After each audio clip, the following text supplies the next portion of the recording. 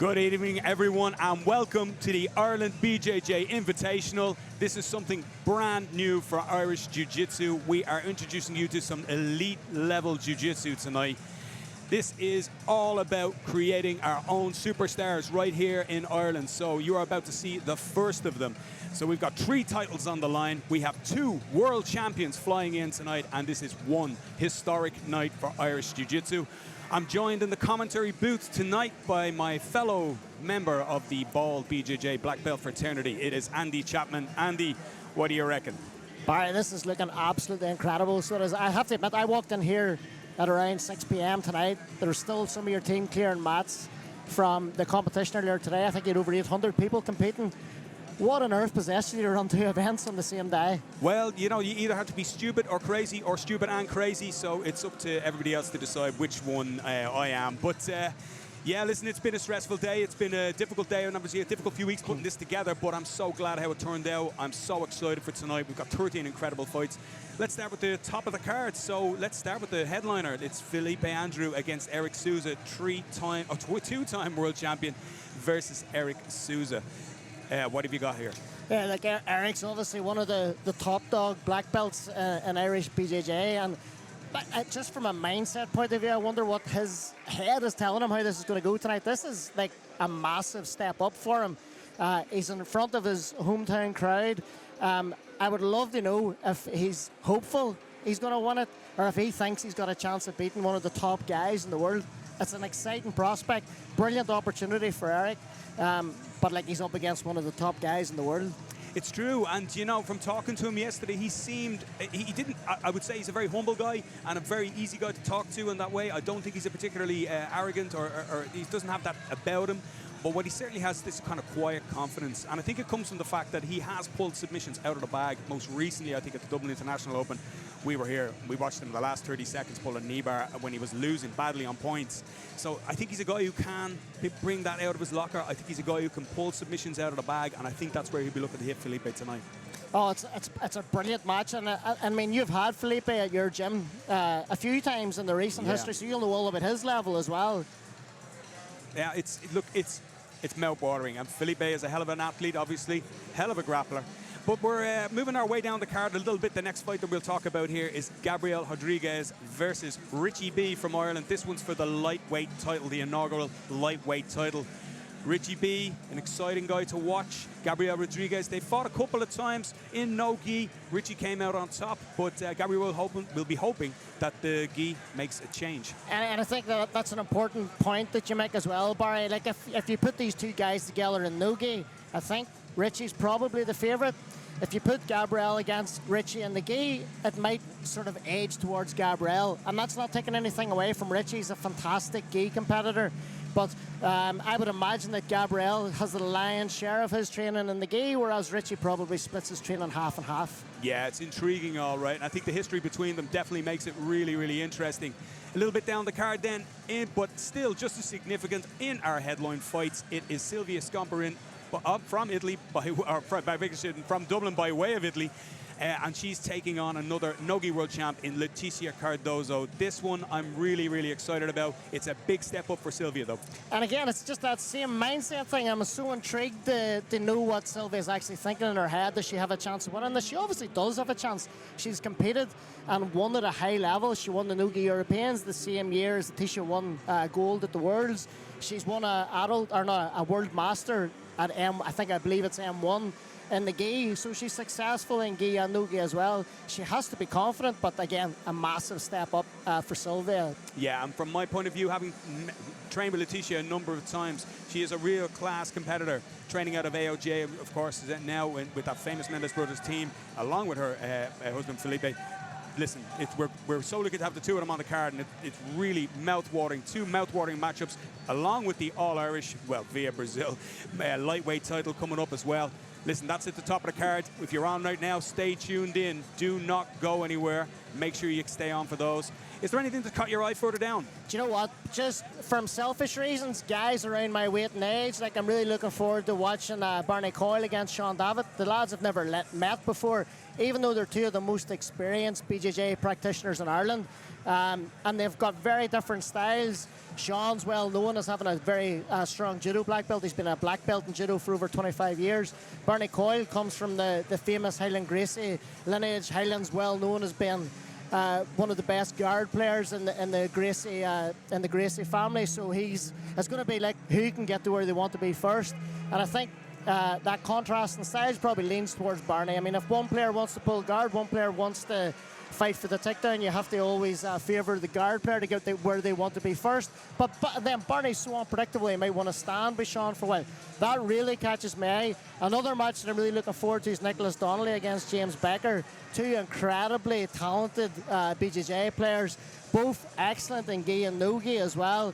I think more recently, I was looking through both the lads' smooth comp accounts just before we got started. Nicholas has actually beaten James quite recently, so they'll understand each other's games.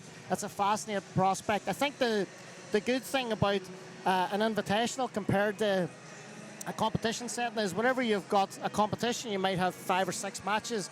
You can't really study someone's style. You're worried about everybody on the day. But in an invitational setting, you have a player in front of you that maybe you've matched before, and you can focus solely on that person's game plan.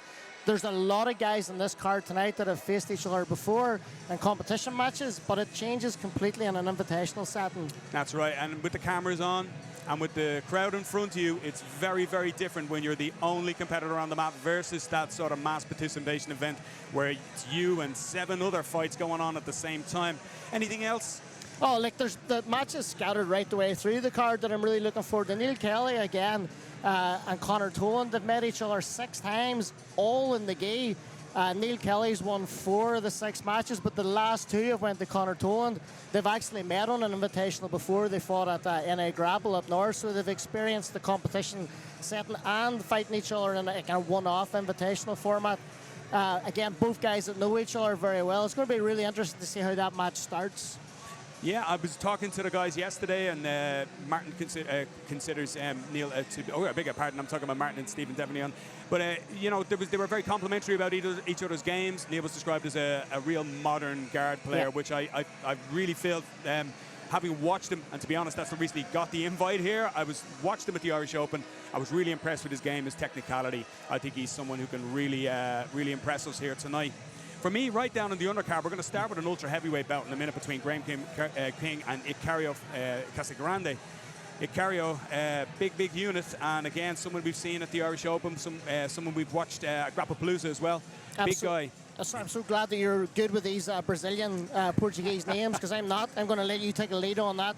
I looked at both those lads' smooth comp accounts that met each other on smooth comp competitions 4 times in the last year. So just like what we were talking about, some of those other matches, Barry, they're going to know each other's styles really well. I think that Ikario sort of has the edge. I think he's won 3 of the 4 meetings this year, but they've both submitted each other. They both know they can beat each other. It's a great match to kick off the card. Outstanding. Well, listen, without further ado, we're ready to go over to our MC right now. Let's have the Ireland BJJ Invitational. This has been something we've been working towards for weeks and weeks. I'm excited to get going.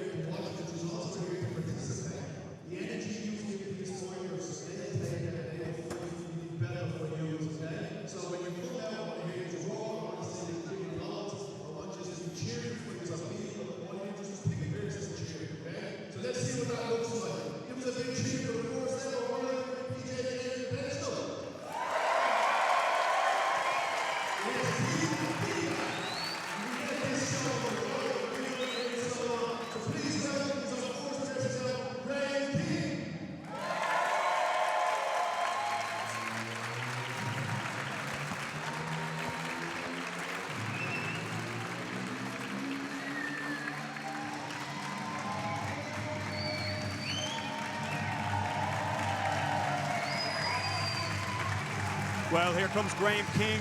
I spoke with Graham a little bit yesterday. He was a little camera shy, I think it's fair to say. But what he definitely has in spades is sheer size. He is a big, big man, topping the scales quite easily at the over 100.5 kg limit.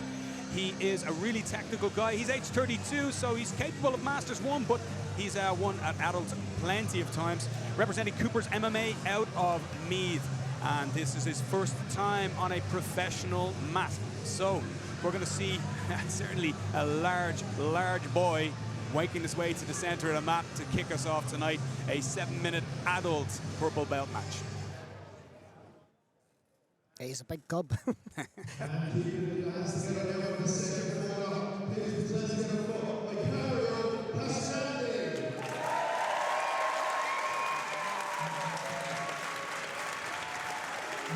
Well, Icario certainly in a hurry down these stairs. Icario is the Irish Open champion, the Dublin Open champion, and he was Grapplepalooza champion last year. Another big, big guy. His English, he said, isn't the best, but he was easily translated yesterday. He knows what he wants to do here tonight. He wants to go out, start fast, start hard, and really, really go at his opponent.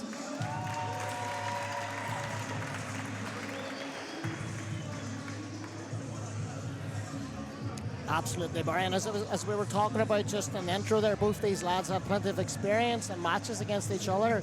They're going to know each other's styles, so I think, as you know yourself, it's so important to get to the position you want to be in, to attack from early on.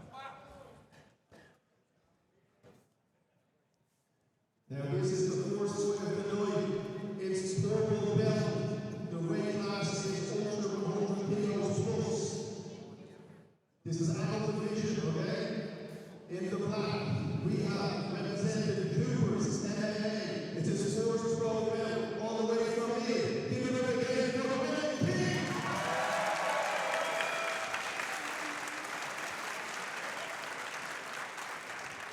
And in the white, we have a Grapplepalooza champion, the Open Dublin champion, the Open World champion, representing GM.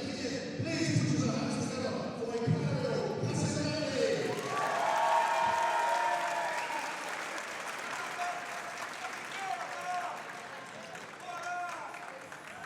Okay, here we go. Andy, very often in ultra heavyweight, it's who gets top is king. Let's see what's going to happen. Expect a long feeling out process. It's such a cagey one, but oh, just as we say it, if Icario pulls guard. You're completely right what you're saying, but you don't always see, or you don't often see a guard pull when the big lads are taking grips, but Icario looks like he's got a very good guard. He's looking into that lasso straight away. Good flexibility and good mobility for a big man. Definitely a degree of comfort on the ground here for Casagrande. King struggling a little bit here with this lasso grip. Trying to circle his hand out a little bit now, and now tries to use the break, tries to pull Casagrande's hand towards him just to free up that hand a little bit.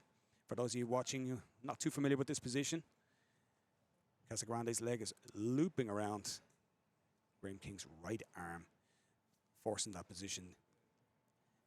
And unless he can free it, it's a very, very dangerous sweep. And here it is. Yep. Casagrande up on top. Beautiful, beautiful. The classic lasso sweep. Nice work at Icario Casagrande. Directly towards the pass now. He's trying to put some pressure on. King needs to recover here, and he's going to score another 3 here for this. He's got 2 for the sweep already. Referee hasn't quite called it yet. Not satisfied that Casagrande's done enough. Now he might do. Absolutely. Now that Graham's been almost flattened out. The neon belly score 2.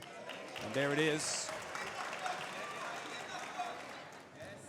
And he wasn't satisfied, I think, that he had a guard in the first place. So no 3 for the guard pass. But King, beautiful inversion and into the 50-50. And there's the 3, in fact, now. So really dominant lead here now for Icario Casagrande. 7 points to the good. King has pulled him into the 50-50 here. A very unexpected turn, I'd say, for an ultra heavyweight bout.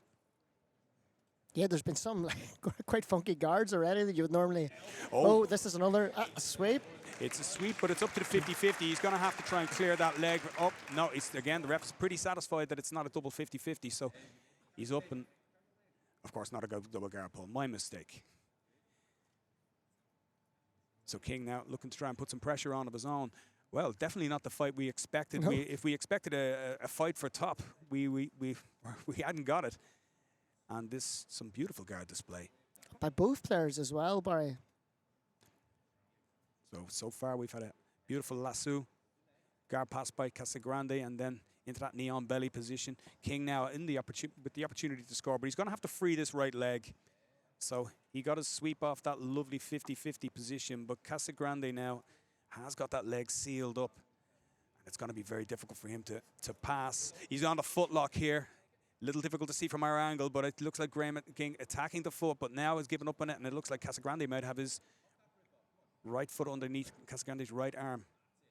But they are still stuck in this 50-50, sealed in here now. Difficult for either fighter to progress. Yeah, Graham's got that grip in the belt. He's looking at the back, but it's a very tricky position to try and free yourself from. And I mean, a top player has no rush to do anything here. He's 7 points up. He could like take his time. Yes, Casagrande is of course the #1 foe here, but you can see that Graham King is also looking at the clock right now. Yeah. Trying to engineer this position. He's in a hurry now. You can see he's ready to really trying to force the position and trying to free this leg of his. He's looking at the back again, but again, once that right leg of his is sealed in that 50-50, it's so difficult, Andy, isn't it? Absolutely. And Gary knows that as well. Look, he's looking at a pass. He's got a leg drag position, looking to pass on the far side. Well, I think King had to take the risk, didn't he? Yeah, there it is. And then here's the pass. Locked in. And this is the time now, Barry, where you think he's going to try and put a bit of a handbrake on this, especially if he can get to the mount. 2:45 to go. Long way to go if King can recover. So often these leads are just unassailable. He's going to need probably going to need a submission, and that's going to mean getting into a much more dominant position than he currently is. He's just trying to bridge over here, and he's almost got it. Almost got that reversal, Barry, yeah. Casagrande in a really dominant, looking to try to seal up that arm. He's looking to try to isolate the far side. King wrapping the lapel here. Little stuck under here now. And now we are definitely talking about the ultra heavyweight game. Get up on points and then make them suffer. And here's a knee on belly. He's gone for another. But that's going to allow King maybe the opportunity to recover here. No score, but he might get this one now. King pushes him off just in time. King opportunity to maybe come up for a single here and try and get himself back in the game. He's struggling now, and the time really is his enemy. 90 seconds or thereabouts to go. Yeah, he's got a lot of work to do to get back in this match. As you said, Barry, it's probably going to have to be a submission at this stage. 90 seconds left.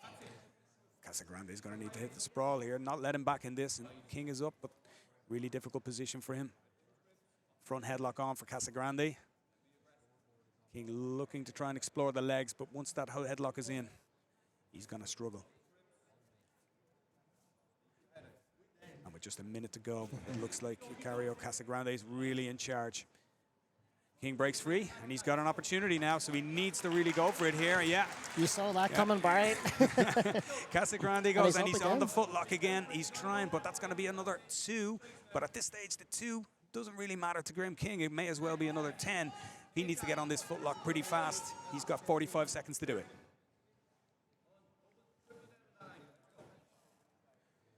No go, says Icario, and he frees that foot now. And will this be another guard pass? It's been pretty dominant from him so far. Reverse armbar. Yeah, he's looking at that razor lock, but I think Carey was a wee bit too cute for it. Go for it was the call from his corner. Yeah. He knows the time is running out. 20 seconds to go. It looks like Icario Casagrande, if he can defend this choke attempt. Graham King gonna have a go at this one. Well, he has to. He has to have a go. It doesn't look too deep, but Icario is gonna have to defend it anyway. Yeah, and that elbow's free, so there's no arm to be attacked. It looks like Icario's gonna get his victory here tonight. And that's it. It's a dominant points victory. Graham King played his part, a beautiful 50-50 sweep and some nice guard play from King, but ultimately it was some beautiful bottom guard play that did it for Casagrande in the early stage.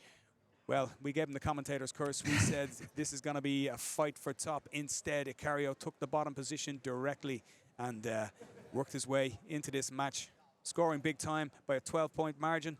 Nice. Good way to start the night, Andy. Great start to the night, Barry.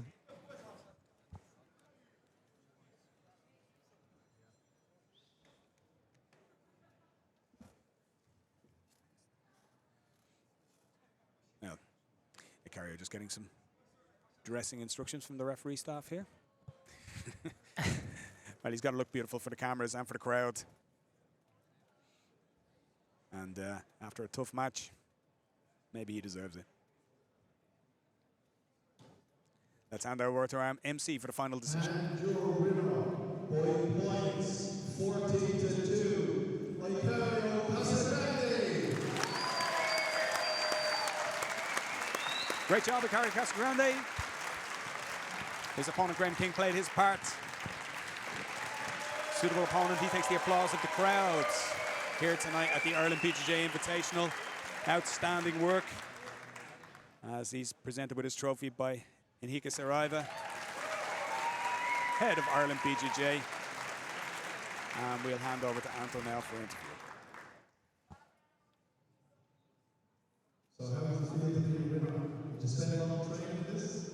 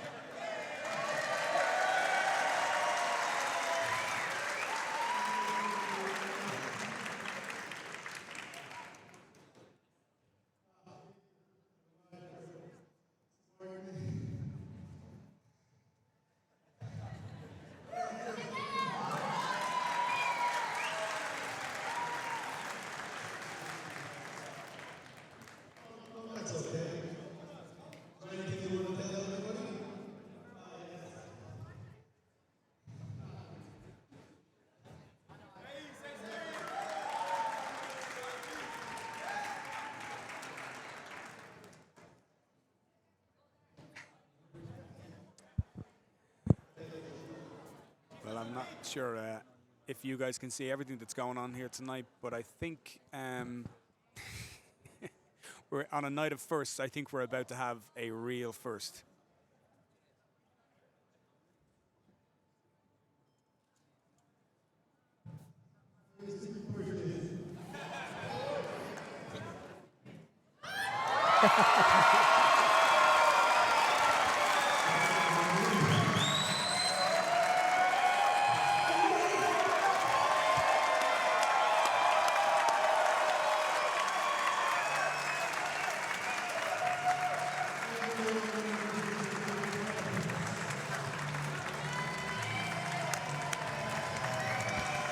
Well, how about that?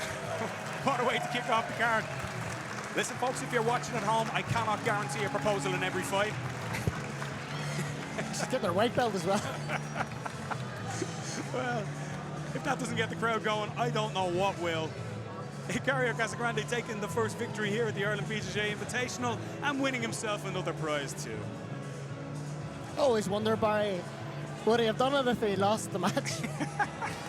I guess the pressure was on. Well done to the happy couple. Delighted to see that. That's definitely not something we were anticipating tonight. Wonderful moment from Icario Casagrande. Well done as well to his opponent, Graham King, who did not ask anyone to marry him tonight, we should point out. Wonderful job. And thank you to Icario for a great moment.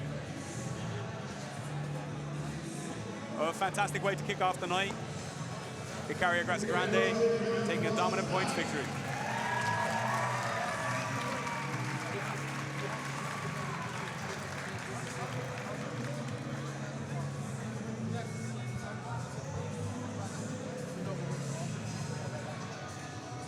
Well, we're going to move on up the card now.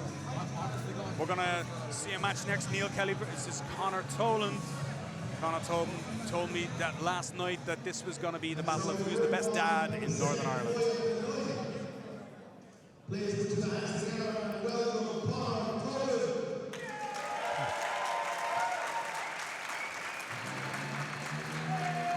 He seems to have quite a following here tonight as well. Yeah, coach at Talos Grappling, affiliated in Dublin with Jungle Bjj here. He's got his students here tonight. He's got his following. He's got his fans. He told me that he considers Neil a real modern guard player, and that he hopes to bring some dad jiu-jitsu on tonight. Lots of pressure and lots of simple but effective jiu-jitsu as he gets his gi checked at edge of mat. What do you think of this one? As I say, this is a great match between two lads that know each other very well. And Barry, I want to make a point here as well. I absolutely love the BJJ points format in an invitational setting because it takes away in the sub only. Sometimes I think that people just throw silly submission attempts that are never going to work to try and impress. But this is encouraging the grapplers to try and fight for dominant positions at all time. The first match showed that this format works really well. Yeah, I think it's something that we really lack sometimes when it comes down to when it comes to submission only, is that impetus to keep it going. Yeah. But here comes his opponent, Neil Kelly, training out of Hilly and Gracie in Northern Ireland under Barney Coyle, and William Timoney out of Omagh. He's a brown belt since January 24, 3 times Irish Open champion, gi champion of purple belts, M2 middle heavy, and 2-time Irish Open brown belt gi runner-up. So this guy has lots and lots of experience. As I said to you before in the intro, he really got the nod here based upon his performance this year's Irish Open. I thought he was class, an absolute class act, really technical. He doesn't look the biggest and he doesn't look the most athletic, but he easily walked into the scales here and got in under 88 kgs. But to be honest, he's a bit solid looking when you get up close. And I was a bit surprised last night when we were doing the interviews. Yeah, he's trained at our gym a few times, and he's a really, really good grappler. It is a brown belt. It is the first-class masters division, 88 kilos. In the black gi, we have rank number 1, representing Talos. Put your hands together, please, for Conor Tolan.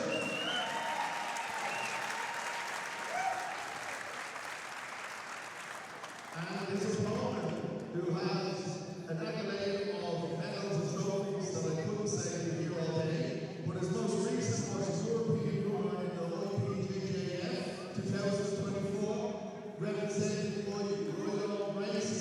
Please put your hands together for Royal Kelly.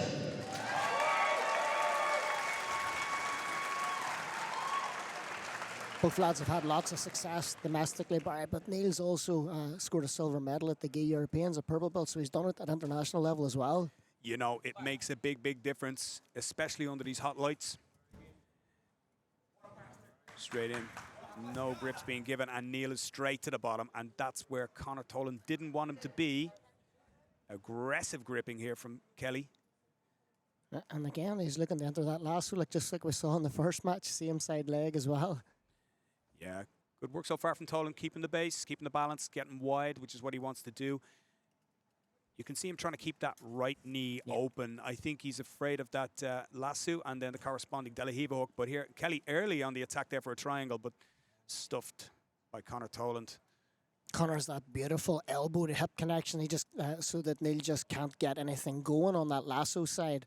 Yeah, you can see. You see, as you said before, the invitational difference here is that you can just train for him. Kelly trying to get up a little higher, but again, lovely knee position here from Conor Tolan. Yeah.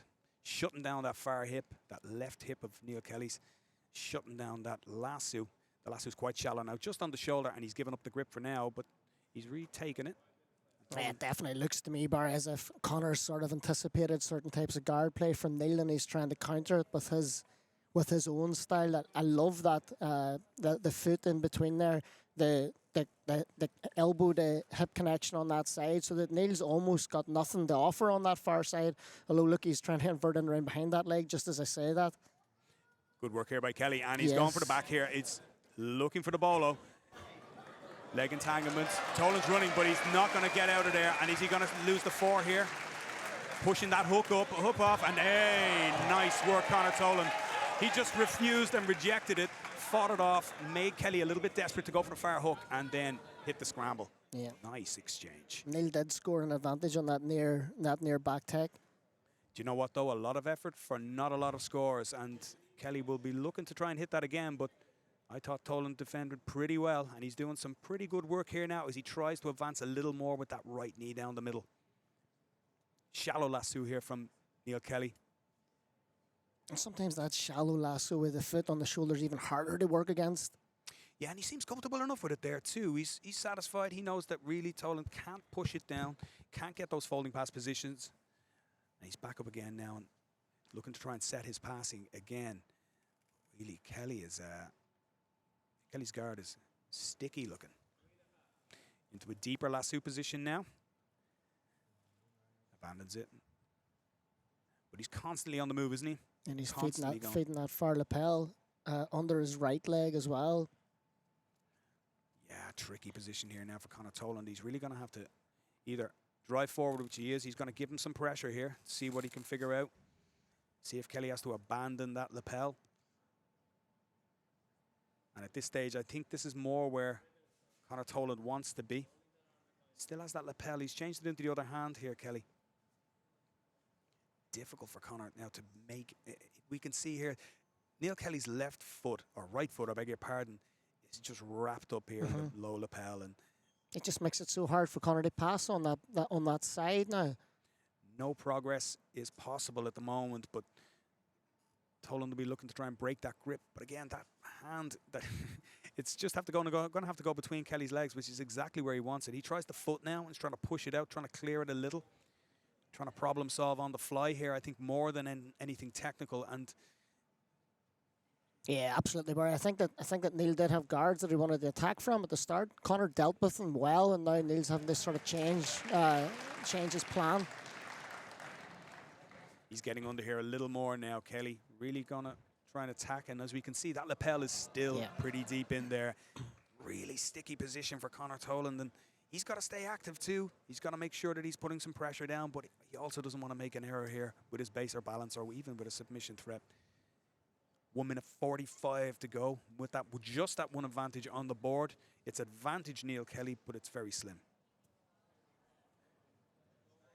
Now maybe Toland can break some progress here, but from our vantage point here right now, we can see that hand all the way through. It's wrapping all the way through underneath Toland's far leg as well. So it's such a difficult and tricky lapel grip to get rid of. It's essentially tied up both Kelly's leg and Toland's as he goes and attempts to sweep here now. Sweep, or he was looking at that arm as well on our side. Conor has a really good defensive strategy to this guard, but he hasn't looked as if he's threatened to pass of yet. Kelly's trying to get him on the move again, but the base is so heavy from Conor Toland, but it's getting to the point now where he's going to have to take a risk. He's going to have to take a chance. 50 seconds or so to go. Is there something here for Conor Toland, or will Neil Kelly ride this out? 45 seconds. Toland really needs to get on the move. Peter Mamayev in his corner, giving instruction. I'm sure giving the time as Kelly has another look. This time perhaps at the arm or maybe at the back here. Toland refuses. It's a nice position from Kelly, but really that good defense doesn't do Conor Toland any good at this stage of the game. Yeah, really frustrating match for Conor. He just hasn't been able to work with this guard play, which has been excellent from Neil. And now Conor has a go. He needs to get an advantage here, at least to try and tie it up on the scoreboard. Although you'd have to say that the referee will have it for Neil Kelly as he attempts. And now Kelly gets his sweep, and just at the end, well, listen, we spoke about Neil Kelly's guard prowess. I told you about his technicality that I witnessed at the Irish Open. And Conor Toland really struggled with it there once there was that early pull, Andy. Yeah, definitely. And another 5 seconds there, he would have probably scored on those 2 points for the sweep as well. I think that's a brilliant performance by Neil. We'll hand you over now to our MC for the final decision.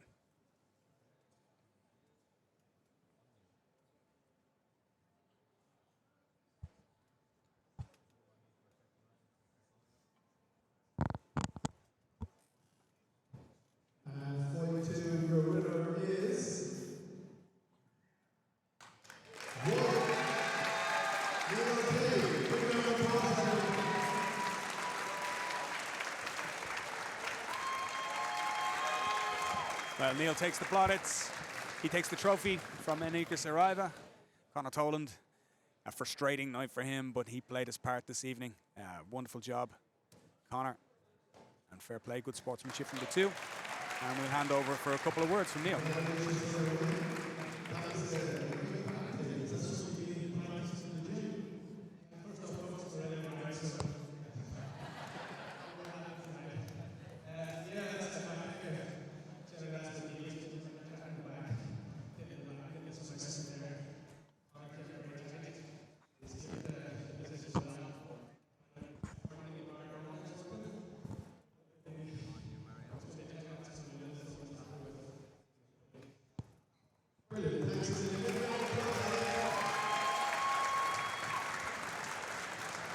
Some nice words there from Neil.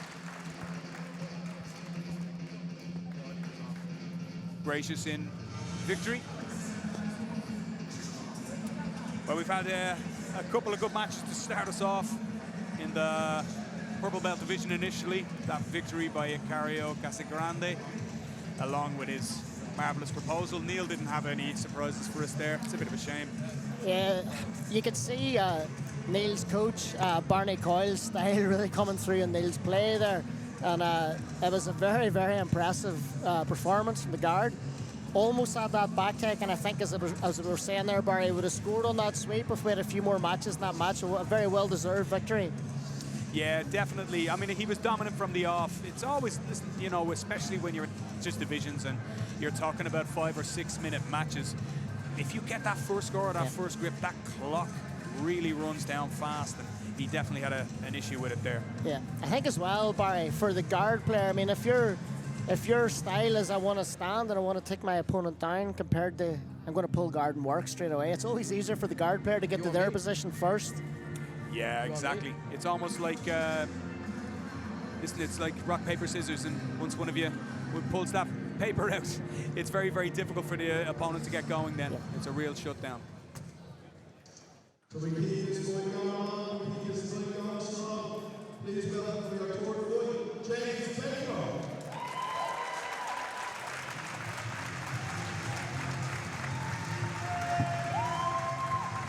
Yeah, this lad is undoubtedly one of the most exciting grapplers in the north, from the brilliant Newground Club in Belfast. Well, this is definitely a modern jiu-jitsu club. I think it's fair to say. You know, I'm always impressed by the Newground guys. There's an awful lot of really quality guys coming out of here. Yeah, I mean, he's training with top guys.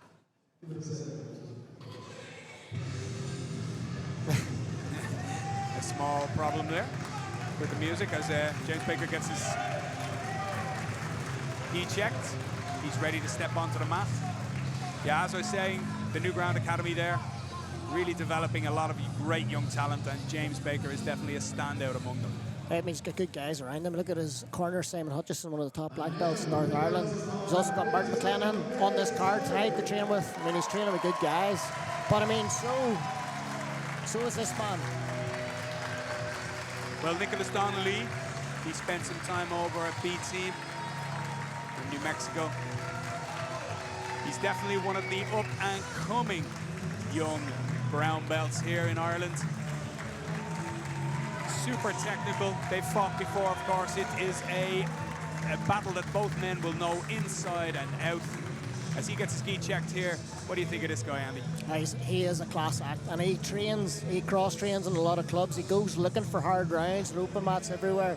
He's a top competitor as well. The thing I like about both these guys is they're both equally good in gi and no gi. So we don't have a specialist here. They both train all ranges of jiu-jitsu.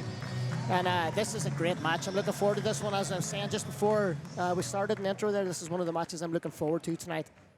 This match is a brand belt out of division, 88 kilos.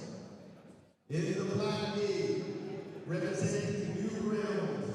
These are 2-point minutes of all Bjj and 4 pins. Please put your hands together. I want James Baker.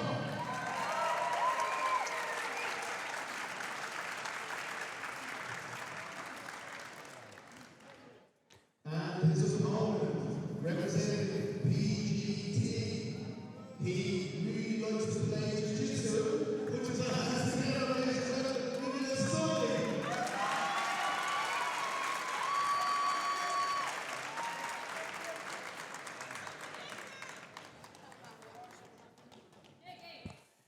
Here we go, Andy.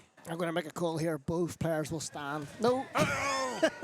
Straight to the bottom. Commentator's curse from Andy Chapman.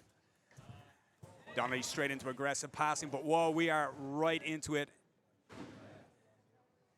Baker wrapping up one leg already. And Donnelly's got some work to do to try and get back to his feet here. A lot of respect on the footlock here so far from both men, and Donnelly has more of the work to do, I think. Yeah. He's attacking one of his own. Baker not really squeezing at it. He knows he doesn't have it just yet.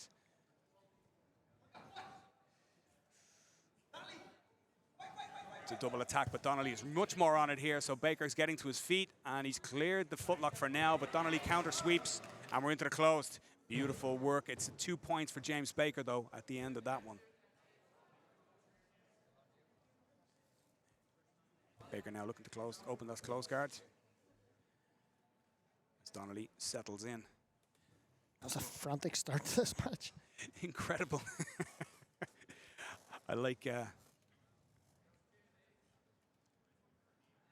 how it works.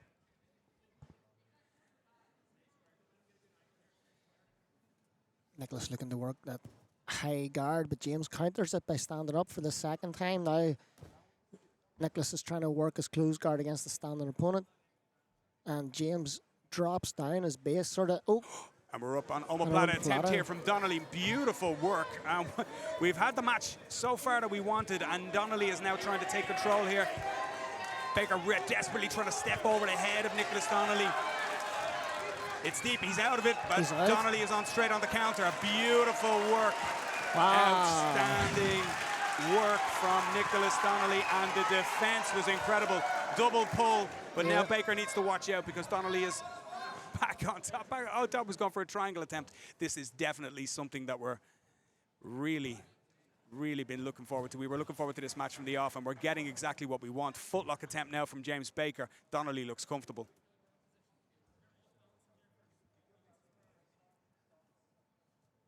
Yeah, his lapel feed again from James. He looks as if he's given up on the foot for now. It's been frantic, absolutely frantic. Donnelly in on the foot now. What's he trying to set up here? Looks almost like knee bar attempt here on Mikey Lock. From our angle, we can't quite see it. No. But we can see the toes of James Baker underneath the head of Nicholas Donnelly as he attacks here. Baker looking pretty comfortable. We can see his poker face as well. Well, I was going to say he's either looking comfortable or he is comfortable one way or another. We're not too sure. Oh, this looks good. This looks deep from Donnelly, but he's going to have to bail on it, and he does. Baker's defense, nice grip fighting, but then manages to clear the position, and he's up on top. Will he get a score for that? I think he will. That's 2. Yeah. Beautiful work. And now 4 points to the good, despite Nicholas Donnelly's attacks. So Donnelly's been closer with the submissions, but this has not been all his way on the scoreboard. And now it's going to get even worse as Baker settles in for another 3, and it's 7, just as Donnelly manages to get the escape. But that is bad news for Donnelly.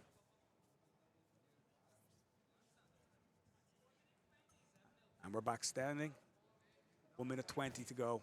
Baker now into the pull, and this is not where Nicholas Donnelly wants to be because this is going to suck up some time. Baker takes a big breath. Donnelly in on the pass straight away, but I think Baker's going to get another 2 off this, and he might even get even more if he keeps this knee on the belly. But he doesn't, and it's a beautiful escape. And again, we're in on the leg lock again, and this is obviously where Donnelly feels that he's able to get some purchase. But he's got a long way to go. Toe hold attempt He's here. looking at that toe hold. It's tricky. I don't know if he's got an angle on this. Baker troubled enough to clear the knee and open.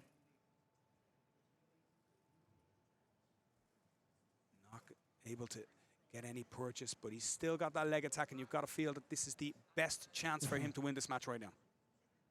I think so. I mean, there's not much between the two guys. It's just that James seems to be just that wee bit sharper in the scramble. Well, he's 9 points to the good, and Nicholas Donnelly is running out of time.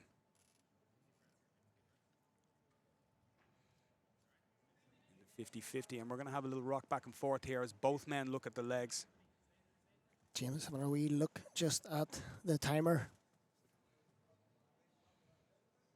Yeah, we can see this tricky position, but right now Baker has his knee free, so his knee I think is pretty much free on that right leg, so I don't think Donnelly's got any purchase here. He's happy enough that whenever Donnelly releases the grip, he can slide back a little, just free his knee and just stay comfortable. And now we're in the 50-50. And Donnelly will rock up, but he won't get any points here until he manages to clear this leg, and it's running out of time. Time for Nicholas Donnelly as we have a rock back, but we have two now for James Baker. Oh, I beg your pardon, the two went to Nicholas Donnelly for the sweep. Well, here was us calling our points wrong, Andy. Referee decides 2 points there for Donnelly is what it's worth.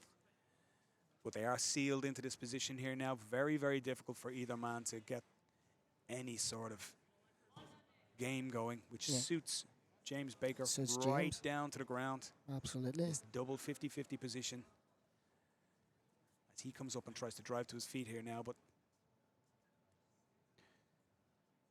at 9-2, Nicholas Donnelly now really in need of the submission. He's going to have to go for something. What's he going to try and go for? Back steps here to try and come out of James Baker's guard, but Baker wide to it, gets a lock on that ankle. Prevents Donnelly from turning all the way up, prevents him from freeing his foot. Donnelly frees it now, but it's just too late, and he is going to run out of time. Back into the 50-50, where Baker wants it. He's going to try and see out the clock here. He knows probably Nicholas Donnelly isn't going to get submitted at this stage, but he's practically won for all intents and purposes. A bit of showboating for Donnelly here. We got a little headstand, but it's not going to win the match, though. It's not going to win. Not going to win much, but at this stage, he probably knows it. He needs that submission, but he's on the toe hold here now, and now James Baker really needs to respect it because this one looks a little bit worse. Deeper from Donnelly. Baker comfortable. Oh, I don't know. I don't know, Barry. I don't know. This looks nasty. Oh, he's just let it go. He grimaced on it, and I wonder, did James Baker feel and play that poker face a little bit as Donnelly put the pressure on? Just a few seconds left now for Nicholas Donnelly. Trying to use the double unders now to pass Nicholas. Forces the position. Maybe something here for Donnelly. Baker stuffs it, but he's got to go at it now. There's only just a few seconds left. It's another 2 on the clock for James Baker, but that doesn't matter to Nicholas Donnelly as he hunts the submission here. And that is it. It's a dominant points win for James Baker, but that doesn't tell the story of the fight. Frantic stuff for the 8 minutes of the bout. Superb stuff, exactly what we were looking for in this undercard battle, Andy. Absolutely the match today so far, I believe, and it'll be difficult to top that throughout the evening. What a frantic match. My God, yeah. I tell you what, those knees bend a little bit differently to mine. I'm not sure mine ever did bend that way, but a few footlock attempts there by Donnelly in particular that had James Baker worried, but ultimately it's him who takes the victory. And your winner by points 11-0 in the white, James Baker. Oh, black. James Baker takes the victory. Superb work by James. He'll take the plaudits. Nicholas Donnelly, with all of his aggressive guard game, wasn't able to pull anything off tonight. So you seem to be very comfortable in the leg movements. Was that a big part of the game plan? Well, listen, I've fought. Listen, I've fought Nagy before a couple of times. I know he's dangerous. He's got me a couple of times, so game plan was very much put him in positions where I know that I can hold him, score my points from there. The more open it is, the more chance he has of getting me. So, yeah, keep him in nice and tight and do my work there. And how are you delighted about the victory then? Yeah, I'm delighted. Obviously, everyone wants to come out and get a submission, but when you're as evenly matched, sometimes it's hard. So, yeah, I'm happy to get it. But, yeah. Well, it was a great fight to watch. Give it a big round of applause for the two of them again. Just over that way. Well, James Baker takes the victory in our third match of the night. Nicholas Donnelly just not able to get his game going despite several really deep-looking leg attacks. Yeah, as I say, it's just in the scramble, James always seemed to generally come out on top. And I think at that high level as well, Barry, when you pass a guard, you're generally going to win the match. And the next one, please put your hands together for Sean David.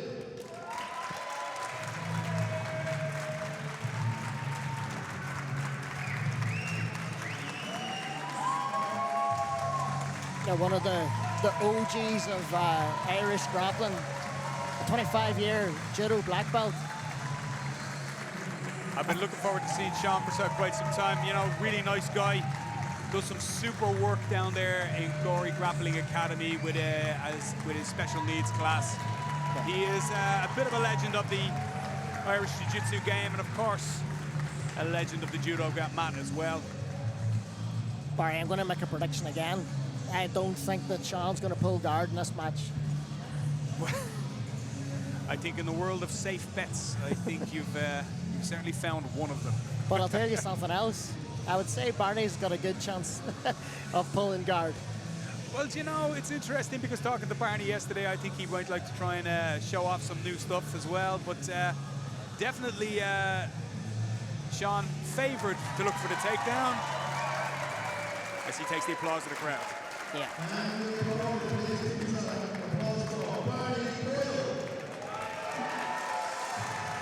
Well, here comes Barney Coyle, head coach here of Hilly and Gracie. He's a black belt 9 years this month, a really, really regular competitor. It's his first time competing against Sean, but they're very familiar with each other as he steals Wanderlei Silva's entrance music. Yeah, he's well known around Donegal for having the best music in any BJJ gym in Ireland. Well, if his taste in music is anything like his guard, I'll take your word for it, because I've trained with Barney a little bit, just a couple of times. Superb guard, light, technical, quick. We saw his student Neil earlier. Expect more of the same. I think Sean will have his hands full if this goes to the mat early. I think as well, what Barney has, he's got extravagant submissions as well in his locker. Barney, I saw him at the European Masters in Barcelona, finish a match in 3 or 4 seconds with flying triangle. So he has those submissions in his locker as well. Yeah, I think we'll, it's definitely, I don't want to say old school, but it's definitely a clash of the styles tonight. This is Master Division 7 kilo black belt, the first black belt in Ireland. In the middle, representing Bjj. He started doing Brazilian Jiu-Jitsu in 2008 and actually spent a lot of time working with the special needs. Please give it up for Sean David.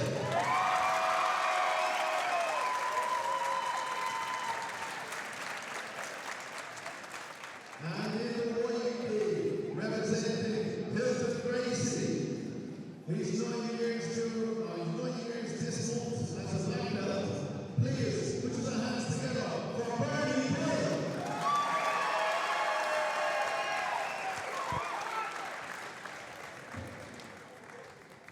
Well, they come together, shaking hands. They're ready. Barney Coyle with that low crouch. I think we can see intent already. Sean takes a tap at the leg. Barney not sitting just yet. Perhaps fancies it. No, fakes it. Well, There it is. there it is. Exactly what we're expecting. But Sean in good position, in good shape here now. Using that judo style grip. Reefing that hand up off the mat there just to try and prevent Barney from getting any purchase. And he defends that first attack pretty well. But in on the lasso now, Barney. And Sean's going to have to watch out. Good base so far from Sean David. This lasso guard's definitely been the guard of choice so far this evening. Yeah, so difficult to clear and so easy to get into. It's very flexible. It requires very, very little flexibility in sort of a erratic kind of way. But as Barney climbs high, this is dangerous. This looks deep. It's going to be in on an armbar. Barney Coyle is in on this one. Sean is defending, but it looks really deep, and there is the tap. We have our first submission of the evening. It is by armbar by Barney Coyle. You called it earlier. Plenty of submissions in his locker, and there it is. They call it the Barney Bar about Letterkenny. Well, Sean Davitt's fallen victim to it this evening. Superb performance by Brian Coyle as he takes the plaudits from the crowds.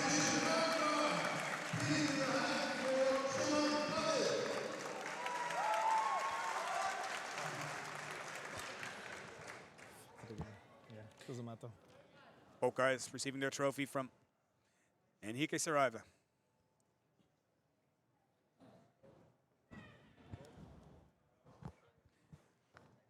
Please, your winner, Barney Coyle.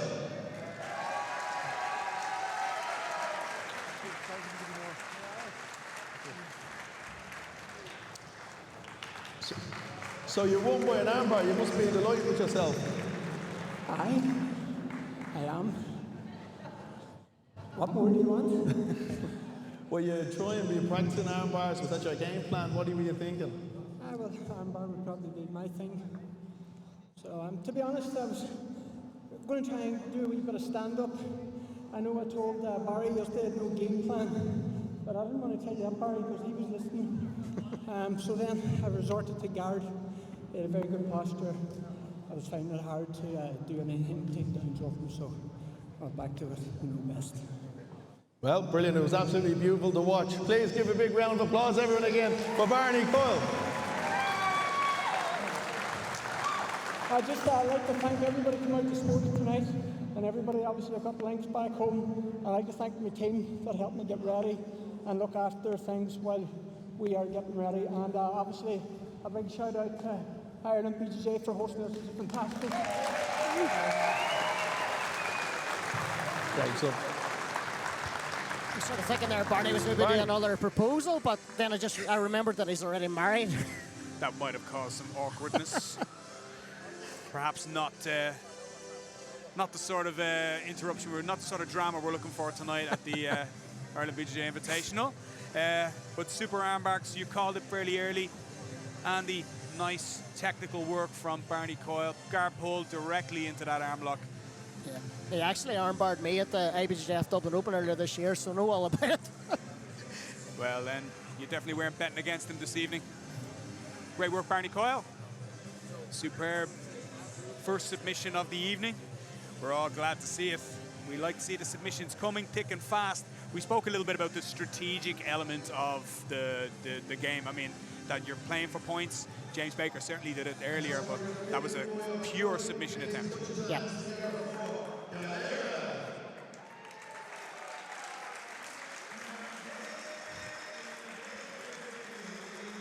Well, here comes Galera, the man they call Galera, Iristi Lima. And you know, Barry, see if you look at Galera's competition record as a master, he is arguably one of the top Irish master BJJ players. Without doubt, he's won it all.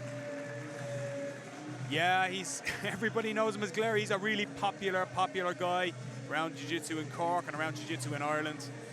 He's literally done it all. He's a guy, he's also a very, very proficient capoeira master. Teaches capoeira and jiu-jitsu in his academy. Galera's one of the most popular, kind of most easygoing, fun guys to be around in jiu-jitsu, and he brings a tremendously technical game.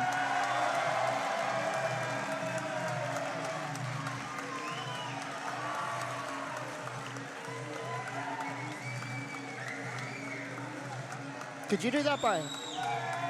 I showed him that.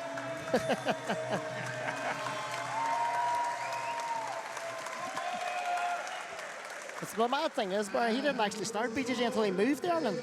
I know, it's incredible. I remember meeting him as a blue belt, and he was telling me all about it. He was so enthusiastic. But he's just, he's one of those guys that you just kind of can't help but kind of get pulled along by his enthusiasm as well. But he's up against it with David Coelho tonight. David, I watched at the Irish Open. I thought he had some beautiful technical jiu-jitsu. Head coach of Maze BJJ. He's making his way in tonight for one of several matches he's had with Galera. They fought before. It's nip and tuck between them. But this is the first time they'll fight professionally. Yeah. And David's beaten him, if I'm right, isn't that? It's right, yeah, I think they're 2-2, so it's definitely a grudge match of sorts. Two really, really nice guys. I don't think they'd describe it as that. Certainly in media last night, they were very complimentary of each other's games, and he's a nice guy, David. Quiet, unassuming, gets on with his business, but his jiu-jitsu is killer. Yeah, I mean, both these lads are very much ABJJF style players as well. Galera maybe with some more extravagant submissions, but David is a fantastic player himself. When he passes your guard, you're going to be stuck there. Solid, I think, would be the description I'd use for David's game.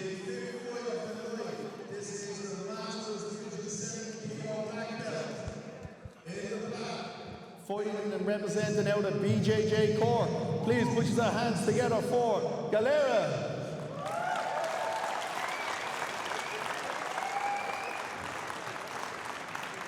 And in the white, representing Mayors BJJ, please put your hands together for David Colho.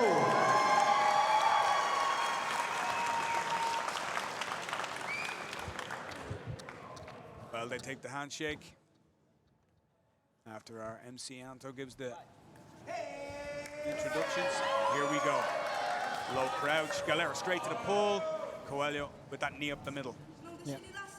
So very similar to what we've seen so far. Galera's feeding that lapel straight away. And he's got it too, and it's a nice grip. Adjusting it a little. David not too comfortable. He doesn't like it too much, but limits the effectiveness of it just a little bit by passing into this half guard now. And he's trying to get a grip on the pants just to try and take away the effect of that lapel grip. Yeah, and his chest to chest as well, Barry. And indeed, as we said, there's Galera letting it go and trying to recover something a little better. This is what I was talking about. That's a solid jiu-jitsu style of Coelho. Look at where the right hand is, creating that crowbar position up on Galera's neck. Really uncomfortable. Galera trying to frame against it there now to try and create a little space, but it's so difficult. I've never rolled with David, but everything I've heard about him is all about this pressure passing, technical pressure passing. You can see it now. Galera really on the defensive now at the moment. He's going to be looking to try and not make any errors as he comes up for us to recover and get a better guard. He has a little bit of a knee shield in here now for a half guard. And David's trying to feed that lapel across the crossface hand. Now we're in the closed guard. Galera keeping the lapel, but not too much effect at the moment. David Coelho. He just looks to have such good base. Doesn't he just? I mean, look at that. I'd say that take one hell of an effort to knock him over, all right. He's just got that lovely style. It looks so simple to do, but it's so difficult. Head down now, trying to smash and trying to get a little bit closer. As Galera gets much better into the De La Riva this time and stretches out, trying to upset the base here. He's trying to have a look at the sweep, but well a response. We're back as we were. You can see that Coelho doesn't panic too much. No. When he feels he's off base, just has a little look, see, lets you maybe get that half sweep or half off balance, and is confident enough. I love this closed guard with the angle though. Nasty looking grip here on this side. Well, he doesn't like it too much, but he's having a look maybe a little bit at the Sao Paulo pass. Because again, Galera seems to be pretty confident on this one, so to know which man is in charge here right now.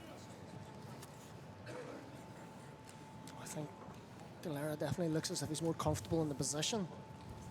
Yeah, but I think Coelho's shifting his weight intentionally to this side. I don't think he's necessarily troubled by it. I think he's actually doing this on purpose. So I think he's having a look here. I think he's looking to try and see if Galera adjusts and then have a look at stepping over that leg. But Galera has a go at hooking that elbow as he puts the hand back. Yeah, It's nice work. He can't pass this direction because of the lapel feed under Galera's leg on this side.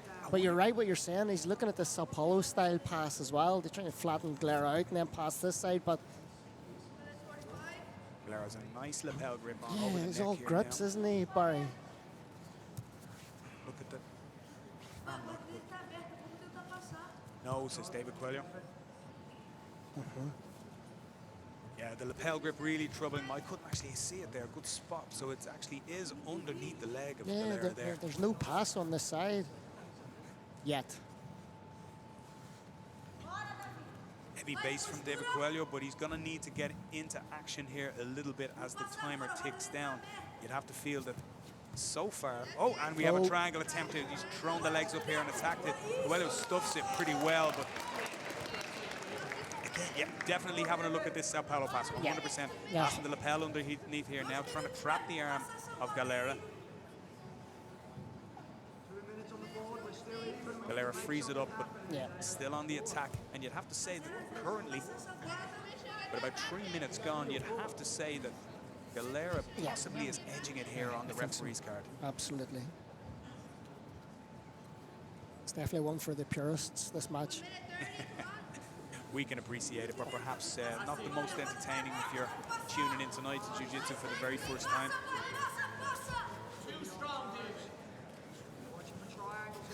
This movement this time from Galera, it's a bit more open, but that lapel grip is really sealing David Coelho into the guard. He's unable to really break away and try and get any passing going. Not under any real threat from the sweep, but constantly under pressure from attacks everywhere from Galera. Trying to come up here on this De La Riva on this side with the help of the lapel grip. He's had to let go of the foot slightly to go for it, but now Coelho will have a go. The grip is still there though. That lapel grip is still there, Andy, and he's really struggling to free it. He's not going to pass this way. As you said, he's having a go at the other side. Not quite there yet. 40 seconds to go. Knee down in between the legs of Galera, perhaps looking to try and attack the mount or use this crowbar grip with his right arm to try and flatten Galera out. He has to go. Here we go. And he's passed. He's passed. Yeah, he's going to score. It's 3 points on the board right at the death in the last minute. Galera has some work to do as they reset back to the middle. And I says to you at the start, Barry, if David passes your guard, you're stuck there. So Galera has to prove me wrong at this stage. Well, with just a few seconds to go, less than 15 seconds to go, I think it's going to be a tough ask for Galera, but looks like it's in the bag for David Coelho.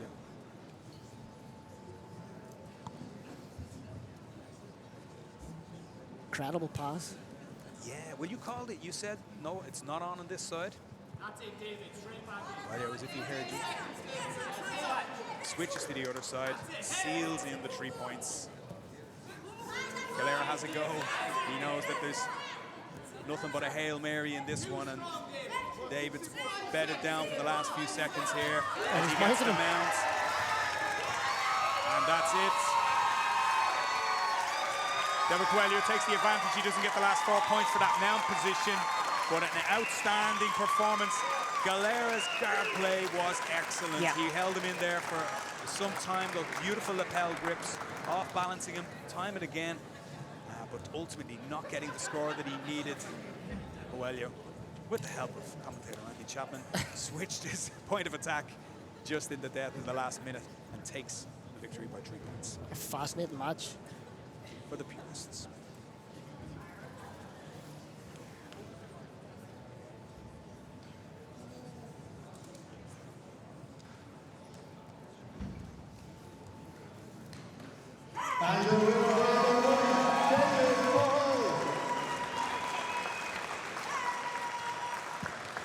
Great victory for David Coelho here at the Ireland BJJ Invitational.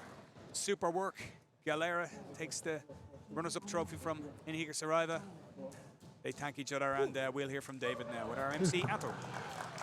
What a great fight. You seem to do a lot of top dominant position. Was that something you were thinking about? So actually, I think, I'm sure he knew my plan. There was pulling guard straight away, and then he anticipated pull guard and used that annoying lapel to control me on top. But I managed to get the head control and pass the guard and at the very end mounting. So I was not in the plane actually, my plane. So I fought Galera a few times already. Every single fight we had, I pulled first, and today he surprised me and pulling before I could. That's it. Brilliant. Well, it was absolutely great fight and great there, 3 points at the end. Awesome. Thank you very much. Thank you, Ireland BJJ. Amazing event. I'm delighted to be part of these events. Such nice, high-level event. Thank you everyone from Maze from Athlone for coming and supporting me. Thank you guys. Thank you. Brilliant. Everyone give it up for your winner again, David Coyle.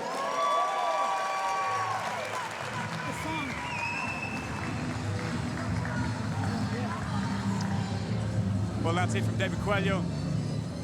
Great job, David. Super work tonight. Extremely technical match.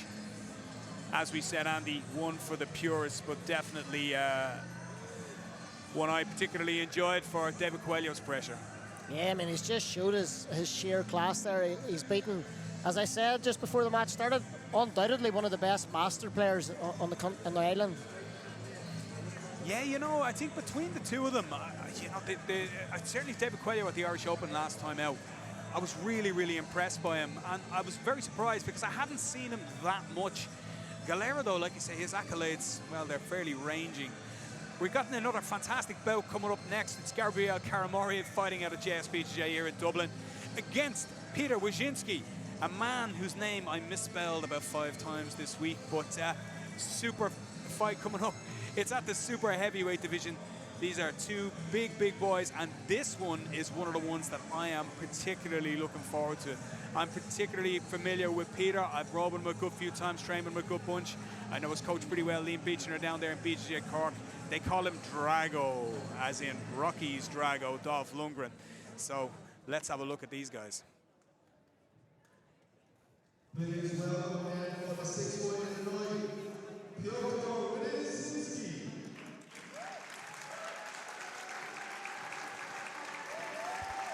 Well, here he comes.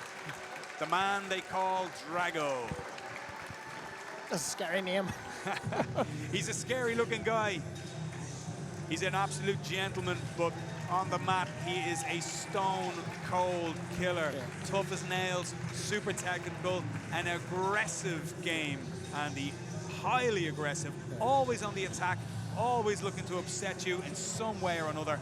This guy is a big, big unit, and I'm telling you something, this one has been really one I've been looking forward to because I know a little bit about his opponent too, but I've never trained with him. But I know Peter is pure class. Yeah, I mean, I don't know either of these guys personally, but I had a wee look at them on their socials, and they've both won big at IBJJF level as well. Peter had a gold medal there at the IBJJF Dublin International, and his opponent also gold medal on the same day. I think one of them was maybe absolute, Barry, but I mean, they're both winning big competitions on the circuit. Well, this is the guy they call Baby Monster in JSBJ here in Dublin. He's brought a big crowd with him here tonight, Gabriel Karamori. Training in his own gym as well, JSBJJ in Kylemore in Dublin. Super technical jiu-jitsu. A training partner of our headliner here tonight, Eric Souza. He's baby-faced. He's coming in here with his glasses on, but let me tell you, don't let it fool you. Expect high pressure, highly technical jiu-jitsu. These two are going to go at it. I am really looking forward to this one, Andy. This is my favorite fight on the undercard. And the noise as well just seems to be increasing for this match. Well, he's brought a big Brazilian crowd with him here tonight. He's brought his students here with him tonight. He has the respect, I think, of his opponents, who will know him quite well. I'm going to tell you something that you've done here, Barry, that I think is such a good idea, is have the lads in different coloured gis, so you can see what's happening a wee bit easier in the match as well. I think it's a really good idea.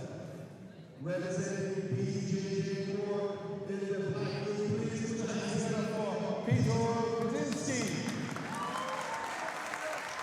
Peter's in the zone, Barry.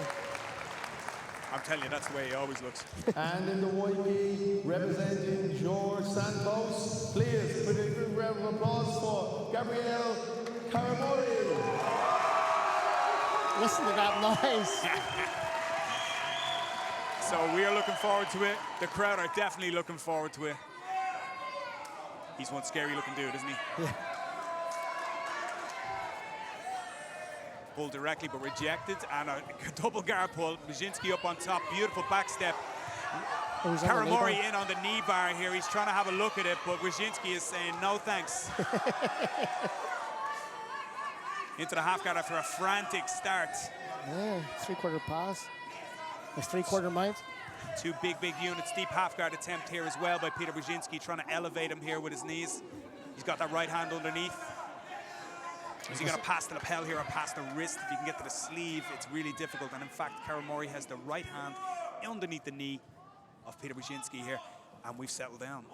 2 points. Back step he's back on that knee bar again. Back in on the knee bar. Bjj is in trouble. Toe hold. Foot flex, toe hold.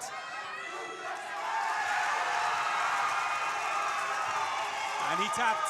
He tapped. Wow. I think it was a verbal submission. Bjj acknowledges it. Wow. Well, that was such a good entry to the leg attack. Superb in less than a minute. Unbelievable stuff from Gabriel Karamori. Well, they call him Baby Monster. You can see why Peter Bjj brought it, and definitely it was a frantic start to that match. 46, winner by submission, toe hold, please put your hands together for the boy, Gabriel Karamori.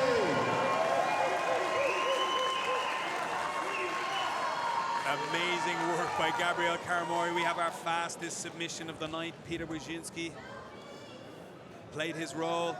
Frantic start, but ultimately he couldn't keep the pace there. Yeah. What a finish. He takes the accolades here from our crowd, and that's it. We are done, and now congratulations on the win. So you came out there like a bat out of hell. You just ran and just. I really prepared for that. Just first place, I'd like to thank Jesus Christ, my Lord and Savior, and my whole team for me. I don't know what it's very much. Thank you for the guys for the invitation. This is an amazing event. We're doing more of them in Ireland. And guys, anytime I'm ready. I'm going for this. Well, you definitely seemed ready there. Congratulations again on your win. Big round of applause, everyone, for Gabriel again. Loudest pop of the night so far for Gabriel Karamori. The crowd liked it. They liked the submission. They seem to like him quite a lot too. Yeah. Big Brazilian influence here at the Ireland BJJ Invitational tonight. I think I'm avoiding both those lads at the open mat, Barry. Yeah, it might be a good idea. For a man of your stature, I think that might be the best choice. Unfortunately, for a man of my stature, I might not have the option. No, you have to. Yeah, I think last time I rode with Peter, I thought he was going to go light. I think, in fact, he might have said he was going to go light. All I could think of is, well, if that's light, I'd hate to see heavy. So, yeah, he's a smashing grappler. Didn't go his way tonight, but Gabriel Karamori, a worthy winner. Great victory. Let's hand over to Anton. And so your point 7, but just go halfway to the million.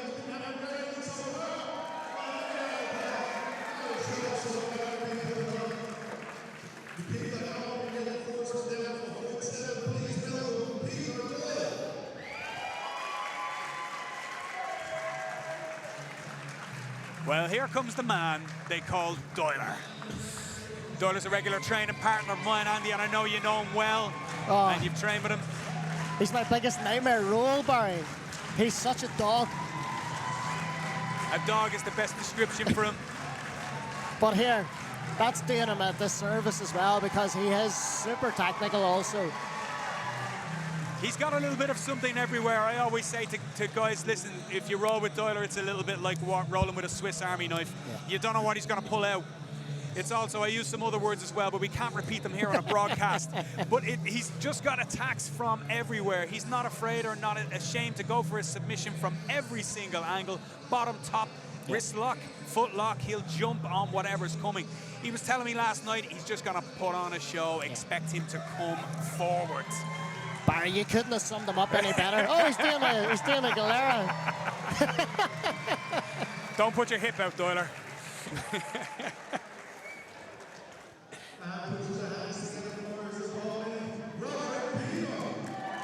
Who won the capoeira between Galera. Peter's talking to us here. He reckons he's better than Galera, but I'm not convinced. I'll give him an A for effort anyway, let's put it that way. Yeah. Joining him on the mat tonight is going to be Robert Peter.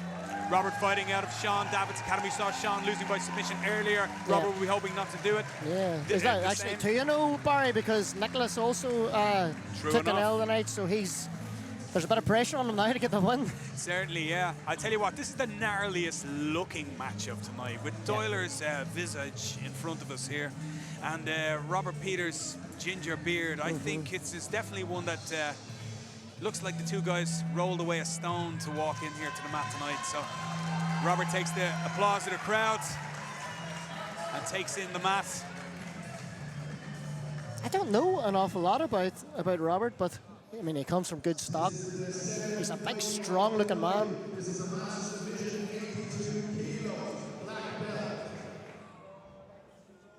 In the blue gi, representing Team Royal, please put your hands together for Peter.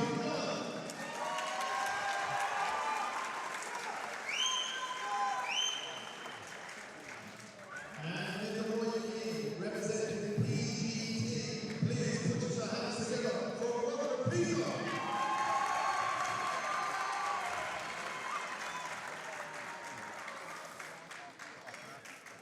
Well, here we go. Expect all guns blazing from Doyler. That's all I'm going to say. Yeah, As look, he he just runs at him. marches forward. I've seen him do that before in competition. And he nearly comes into the camera equipment. That's what we're looking for from Doyler. Yeah. Expect nothing less. The two men keen to get back at each other and come back again as Doyler marches forward. This time with a handshake, foot sweep attempt / thigh kick. Looking for that deep underhook. Peters, you can expect Peters' judo to be pretty solid. And there it is. Whoa, beautiful. Tommy Anagi sweep. And he's in on the triangle, reverse triangle here. Doyler refusing it, and now triangle attempt from Robert Peter. Oh my goodness, he's on that too, isn't he? He's right in on it. Doyler is refusing it. I think his head might just be slightly out, and he has it slightly on the shoulder. Yeah. Arm lock attack here from Robert Peter. Beautiful Tommy Anagi that time. We're almost just catching up on that, Andy. Yeah, well, I mean, he trains under Sean Davitt, so you'd assume he has a good judo.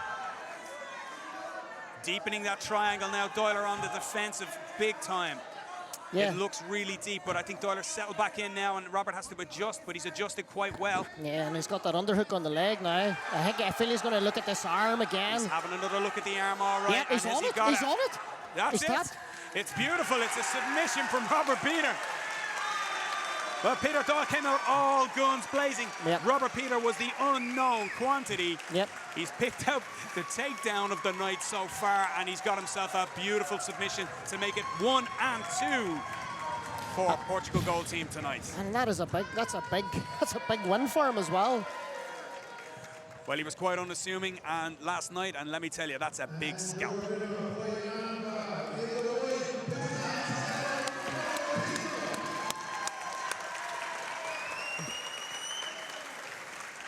Well, he had a little look at a couple of Puchimatas. He didn't mind Doyler's underhook being in there too much. He certainly seemed not unbothered by it. And then he was able to come in and, well, the beautiful Tommy Anagi attempt at that stage. Absolutely superb from Robert Peter. Great victory tonight over Peter Doyle and a big scalp. So that definitely started very intense before you kind of got on top of it and then went for the armbar, which is definitely a highlight reel moment. Was that something you were thinking about? Well, I love arm bars. I love arm bars so much. Jokes, you know, your hands get tired of arm bars, triangles, you just hang off them. It's great. I'm very happy I got an arm bar out of it. I'm very happy that he charged me. It's great. It's like rolling with a 20-year-old purple belt in my club. It's mad. I was very impressed with how he rushed. It was great. Yeah, I have to say, for two masters, I was looking at you thinking, when are these lads going to slow down? Fucking cartwheels as well. I was like, I'm not doing that. I'm not risking anything. Brilliant. Well, give it again a big round of applause for an armbar as well, like Robert Peter.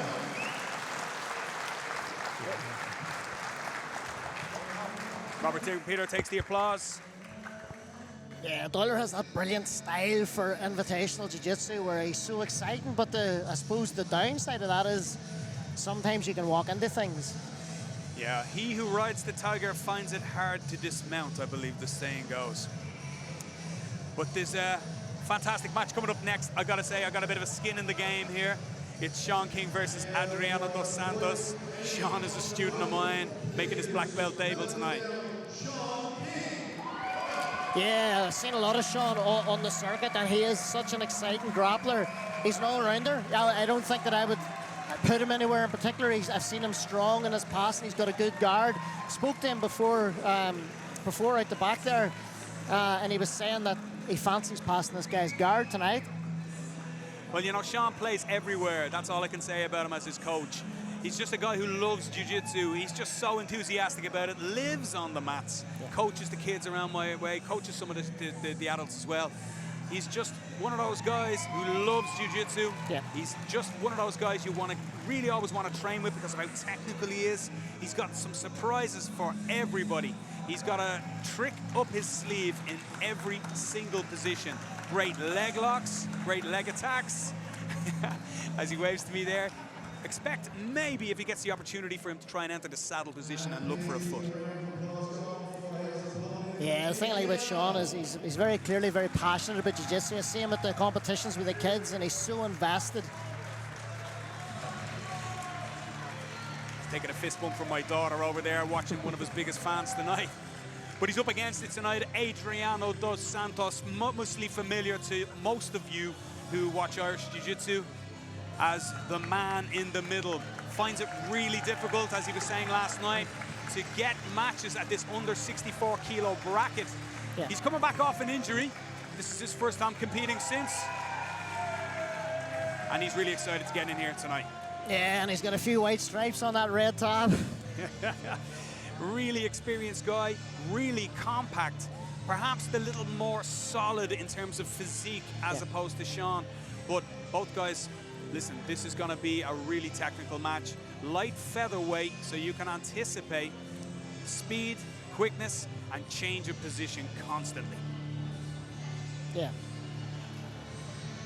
I listened to Adriano's interview last night, and he was talking about trying to get entries into X guard and single leg X. But the other thing as well is when people are talking in front of their opponents, you don't know whether there's a wee bit of games in that as well.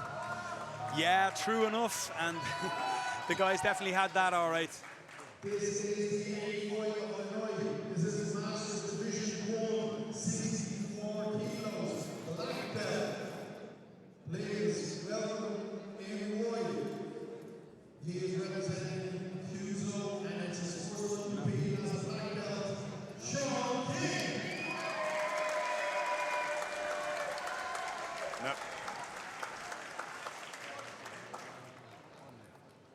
Well, small mix-up. Let's do this again. Representing Cuso in the black. Well, we're all entitled to an error, aren't we? Oh, I make plenty.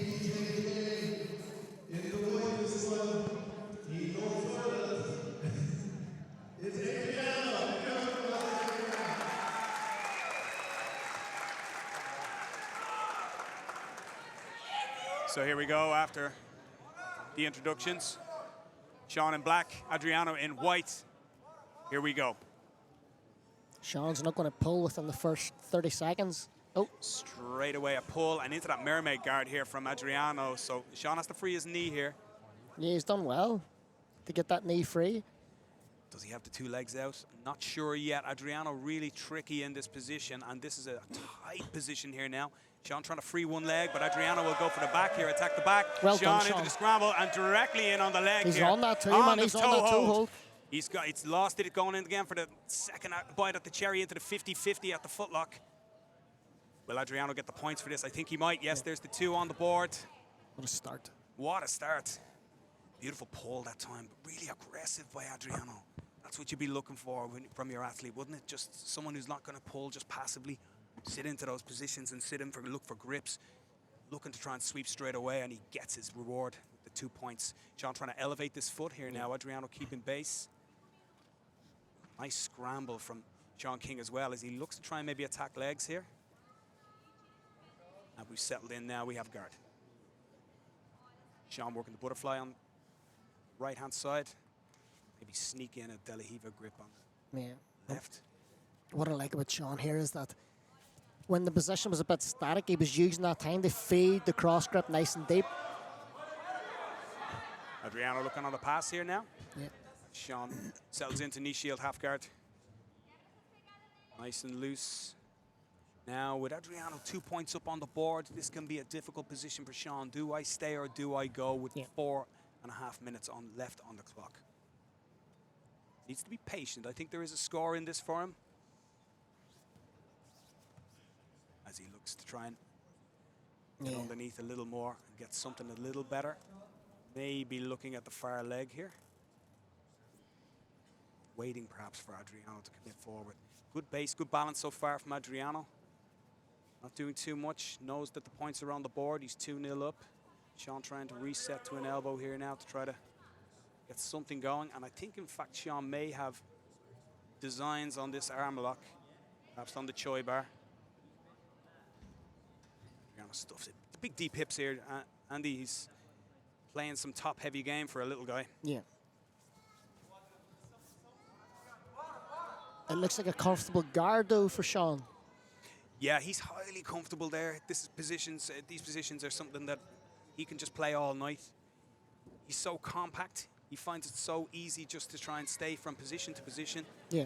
As you're passing, he's almost looking for you to try and commit, overcommit, put your head down, put your arm in, deepen your arm like right now. He's up here as Adriano tries to stuff. Sean goes back underneath. Beautiful, and he's in on the leg now again. Nice. Come up and take the 2 would be what I'm shouting if it was only I was in the corner, but I'm not. Exactly. He's elevating and he's getting his hips underneath Adriano, but X-guard position here now. he seems to be keen on these leg attacks once he gets his opponent elevated. Yeah, he switched off it there now. He decided against it. He released those grips, but again, coming back up, and Adriano trying to get the head down here for the pass, but again, is he in on this leg again? No, he's not. Lovely guard play. Smooth, but so far, Adriano is stuffing almost every attempt. And why not? He's 2 up. 2 up. The clock against King now as we just entered over the halfway period. Adriano has a go here now. It's crazy dog style with the head down, but Sean King not interested. Keeping that far foot across the hip. Look at that right foot treading across the hip as he just wants to bait you to come in. He's saying, yeah, come on, have a go, have a go. As he has a go here now, a Choi bar, perhaps maybe a reverse triangle. Looking at the leg, reversed. Adriano says, no, sorry, mate, not tonight, maybe some other time. Pressure down now from Adriano again as he tries to get the pass and looking for that extra score. Good performance so far from both men. But Sean needs some points on the board as we tick towards 90 seconds to go. He has a go at it. Double under position though for Adriano this time. Sean stuffs it. Not successfully. Needs to get on the move, which he does, but Adriano now in on the back. Sean is recovering. Beautiful recovery so far. Adriano unable to pass, but gets the advantage for it, and that's another little tick on the board. The match corner getting away from Sean here now as we approach the 1 minute mark. Oh. I thought Sean was looking at a triangle there. Even though Adriano hasn't competed a lot, what you can see in him is the years and years of black belt experience. Yeah, he's you not can just panicking. see that lack of panic. Is that going to be 2 for Sean? I wonder. Yeah, I can see the argument. No, the referee refuses. He says, nope, you both stood up and it's a double pull. And again, look at that. Look at that guard pull. Both legs trapped. This is obviously a specialist position here. Yeah. This leg lace by Adriano dos Santos as he tries to feed the lapel here now. He's eating into the time. Sean King really needs the pass. You can see how sticky this is. Yeah, he needs to get that left foot out. He has a good underhook with his right arm, so if he can get that foot free. Maybe. There's something coming here. He needs to have a go at this because it's going to be time up. That's exactly the same sweep. And again, we have the same similar leg attack as Sean goes in on the knee bar attempt. And he scored 2 again. He's another 2. Wow. That is one hell of a position from Adriano dos Santos. It scored him 4 points tonight. Excellent work, Adriano. He has taken the victory here this evening with a points victory. Technical match between two superb light featherweights, but that mermaid-style leg lace pull by Adriano dos Santos is the winner tonight. The difference there, Barry, was just craft. Exactly. A little bit of guile, a little bit of craft, and a little bit of experience. We'll hand back over to Anto now for the official result.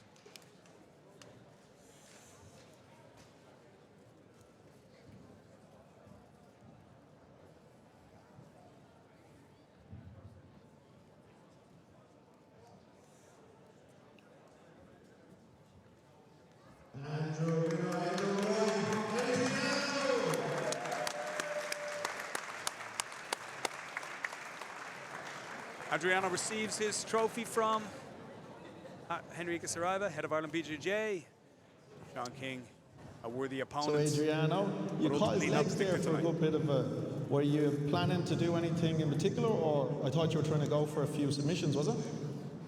I know my opponent when I take down, turn it on, and I knew he needed to close the guard and go to half guard, and I knew if I go to half guard, nobody passed my guard.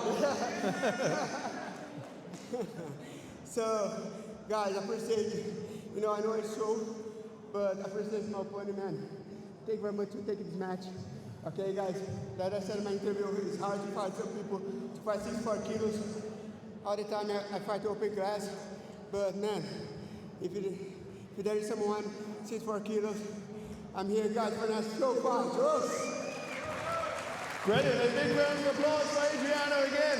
And a call out for anyone who's 64 kilos. Woo! Enjoy! Well, the plaudits go to Adriano dos Santos tonight. Excellent performance, ultimately decided by that sticky double guard pull, trapping the two legs of Sean King on 2 occasions. Excellent sweep. Well, coming up next, we have Bruno Brandão against Evandro Japão Fogali. Let me tell you, these guys are 2 big units, Andy. Yep, I'm so glad you're here for the names, that's all I can say. It's one of my only real skills of after years and years of running tournaments. I can just pull a foreign pronunciation out of my hat. Well, I can tell you a little bit about Evandro Fogali. Evandro Fogali, known as Japão to everybody who knows him. Japão is a super heavyweight guy, very strong, extremely technical, with a creeping, slow, monstrous jiu-jitsu game. He gets a hold of you and makes progress by centimeters. That's the type of game we're looking at here. Superbly technical. Carlson Gracie team, of course, with their great lineage. You can see it deep in how he performs and how he trains. I'm really looking forward to seeing him go tonight against Bruno Brandão. Yeah, again, that just sounds like a nightmare to me. I'm going to stay away from him as well at the next open mat. Yeah, these are definitely two guys you'll want to avoid. What do you make of the action so far, and your favourite match so far? For me, it's the James Baker, Nicholas Donnelly match, but there's been 3 or 4 cracking matches. From a purist point of view, I love the Galera David Grohl match as well. But I tell you what I love the atmosphere. They're getting right behind everyone here. It's great to see this. There's a great buzz around the place as Bruno Brandão makes his way down the walkway, giving us a little dance as he goes. Bruno took this match at relatively late notice, only about 3 weeks out. He's training out at JSBJJ in Dublin City right now. But definitely one of the big units that we have here tonight. JSBJJ just producing so many great Brazilian black belts as they come over here. Yeah. It's become a real home from home for a great many guys as Bruno Brandão takes the handshakes of all the referees.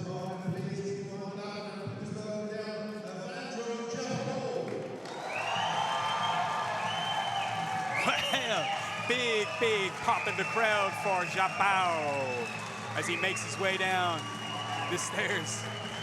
I was talking to him yesterday, Andy, and you know, Japao was good English, but not perfect. I think it's fair to say, as he'd admit himself. When I asked him, have you any message of your opponent for your opponent, he said, be careful, my friend. Oh, that gave me a shiver up my spine. Even listening to you say that. Yeah, he's a scary, scary guy, an absolute gentleman, a smiling assassin. I think it's the best way to describe him. Really nice guy, coaching now in Maynooth at Ace Martial Arts there, under the Carlson Gracie team. Yeah. His opponent doesn't look too intimidated. No, I think this guy's probably seen it all before. He's like a big Brazilian mountain goat. Do they have goats in Brazil? I'm pretty sure they do. Yeah. Well, let's see if he's got the balance of one. This is your Floyd Nolan black belt masters. These are the heavyweights of the masters. These are all 100 kilos. Please welcome in the blue, representing Checkmate. Put your hands together for Bruno Bravo.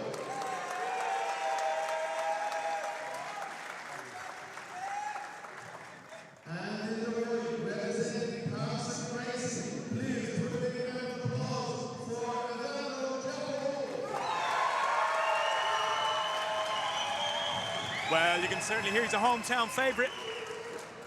Let's see how it pans out for Japao.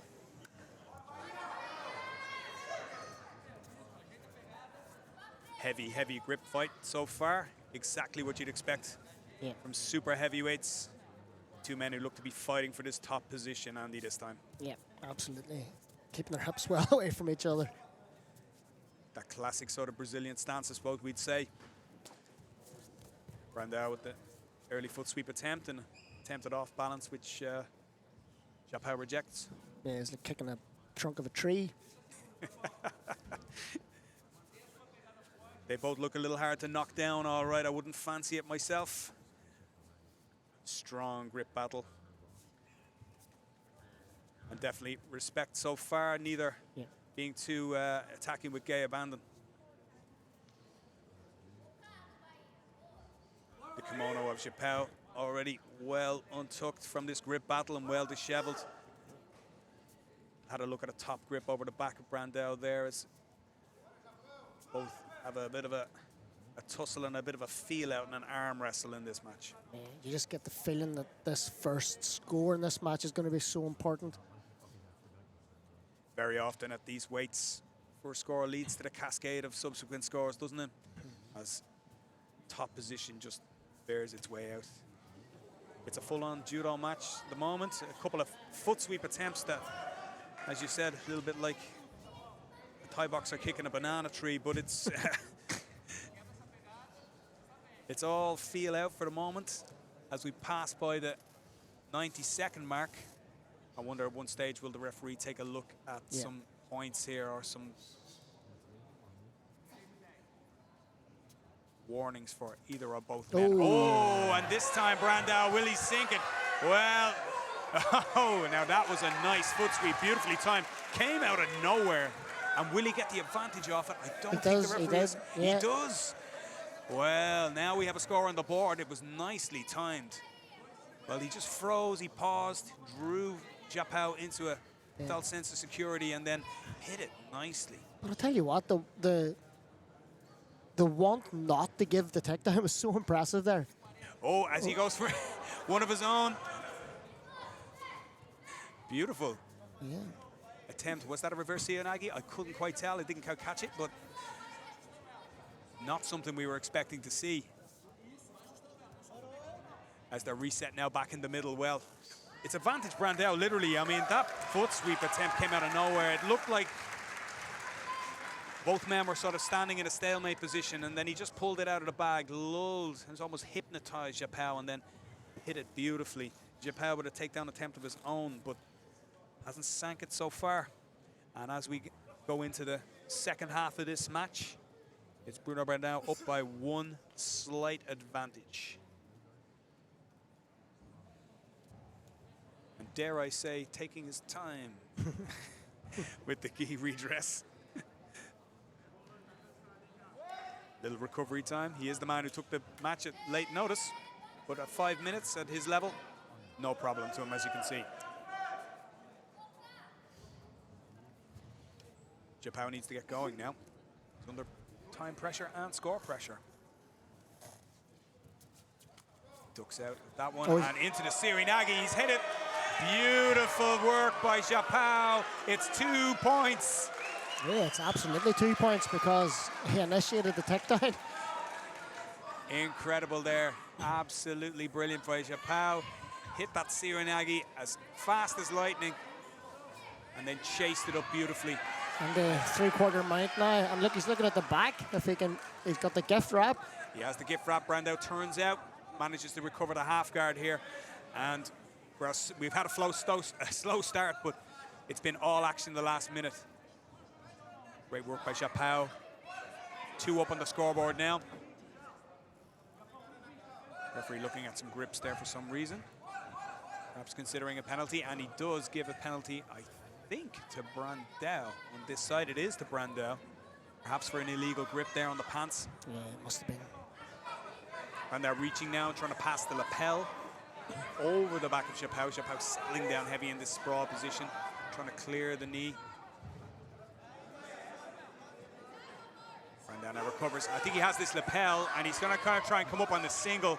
Nice. He's got it, and will he get it? Japao staying on one hand, and it's a 2-pointer. Beautiful sweep. Yeah. Lapel guard right up there, as we call it, the floss grip with the lapel, and then directly into that sweep as Japao pulls into the X guard now. He needs to work, though. 30 seconds to get this sweep. He's got himself. Needs to take away that post. Bruno's got a strong post with his left hand. He needs to remove that. 20 seconds to go. Will Japao be able to get this one? He's coming up on the other side. He's up. He's up, but has he successfully got it? He hasn't. He's on the knee bar. He's on the knee bar, but it's not going to be enough if he doesn't come up and take the points. And he's looking at the toe hold. He's looking at the toe hold here. It's really deep, but why didn't he take the points? Oh my God, it's over. Oh, I thought he was going to take the points and get the score, but actually, surely he's going to score an advantage for the toe. He scored the advantage, and actually we have the penalty for Brandao as well. So I am almost certain. Yep. Yes, it is in. In fact, it is 2 advantages for Evandro Japao, plus the penalty for Bruno Brandao, which won't count and won't matter, I should say, in the end. Well, I was looking forward to that match because I wanted to see how Japao would do. I wanted to see him on the competition map for the very first time. When I met him, he was just coming off a European Masters victory, gold medal there. And as you can see, he's well worthy of it. Superbly technical match. Bruno Brandao played his part. Absolutely. Excellent foot sweep takedown to get us started.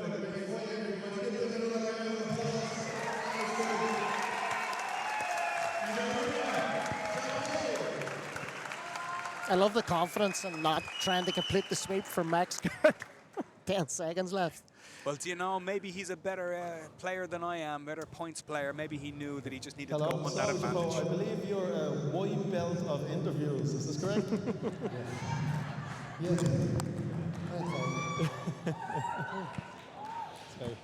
How do you feel after that? Like, you seem very quite physical. You just never let each other give you a yard, but you just got the last second. I feel good. Just started. My opponent is strong. Congratulations, Bruno. Thanks for this event, for participating. Thanks for support. Thanks for my friends. My students for support today. Thank you for coming, for watching. Just tired. Oh, brilliant. Well, look, you definitely have the support, and anyhow, big cheers, and what a win. Fair play. Evandro Japao Forgali takes the plaudits tonight. Superb performance. Bruno Brandao really brought it with that superb takedown at the start, scoring big early on. But ultimately, it's Japao who takes the honors with that submission attempt right at the end. Beautiful Sirinagi in the middle there too, Andy. Yeah, that's another contender for match of the night too. A great to and fro match. I tell you what, for a guy who just walked on these mats with 3 weeks' notice, Bruno Brandao didn't look out of place. Excellent performance. Yeah. He really put it on there, and with a little more time, perhaps, in preparation, might have got himself a victory here tonight. Yeah. We're going to move on now. Next, we have Stephen Devaney against Martin McClenaghan. I know that you know these two guys inside out, Andy. Yeah. Two fellow Northern men. Yeah. And Stephen and Martin have met a bunch of times before, and this, I think, has technical battle written all over it. Yeah, I mean, Martin McClenaghan's one of the top technical black belts in the north, absolutely. Stephen Devaney comes from the club that you can see is doing so well here tonight under Barney Coyle. Long legs, so he loves his guard, he loves his triangles, his triangle arm bars from the guard. He scored a really good triangle win on New Order Grappling in his home county a few months ago at black belt, and I think these two lads have met. As far as I know, Martin got the nod in that match, so they'll know each other's games very well. I think if I'm taking on Stephen Devaney, I definitely want to stay away from his closed guard because he's so good with those long legs, climbing up into that top block. John Danaher position that we talk about with the leg over the shoulder and attacking the triangle arm bars off that. But I mean, Martin McClenaghan's a class act, so he'll know the threat. It's a really good match. I'm looking forward to it. Yeah, definitely two guys will be really familiar with each other, and Hillian Gracie having such a good night so far. New ground also, though. Yeah, this is a great match. A great match.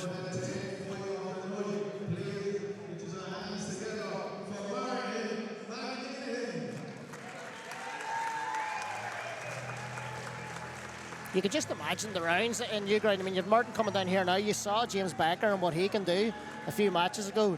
You have Simon Hutchison coming down the corner of them. They're all around the same weight, so they're brilliant for each other. And I think whenever you're a high-level grappler, Barry, you'll know this better than anyone. When you're a high-level grappler, it pays to have people a similar weight of a high level in the same room day in, day out.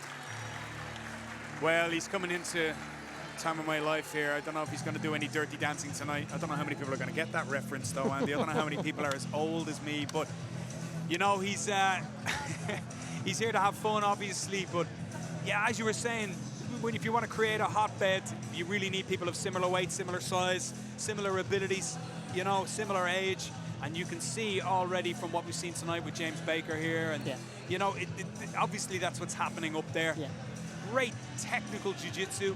I have to say, very impressed with the way he kind of conducts himself. He seems to be really calm and really cool and collected. Yeah, he's a humble guy as well. He's not cocky in any way. He just goes about his business, quiet, down to earth. As is Stephen Devaney as well. Well, this is more my type of walk-in music. Stephen Devaney, he started in 2012, and he's been with his same coach, Brian Coyle, until he got his black belt last year, August 2024. He's won the Irish Open 2 years in a row, once at brown belts and once at black belt. He's in the Masters 1 division, usually with competing here at adult tonight. He's also been on many international shows. He's a really experienced competitor, and he'll be looking, as you say, I think, to get to the bottom position. In fact, I would chance a prediction and say that this one's going to be a race to the bottom. Expect pulls immediately, I would say. This is the 10th fight of the night, division adult black belt, over 88 kilos. In the black league, he likes long walks on the beach and hot tubs. Representing the new Real Please, hands together for Martin McClenaghan.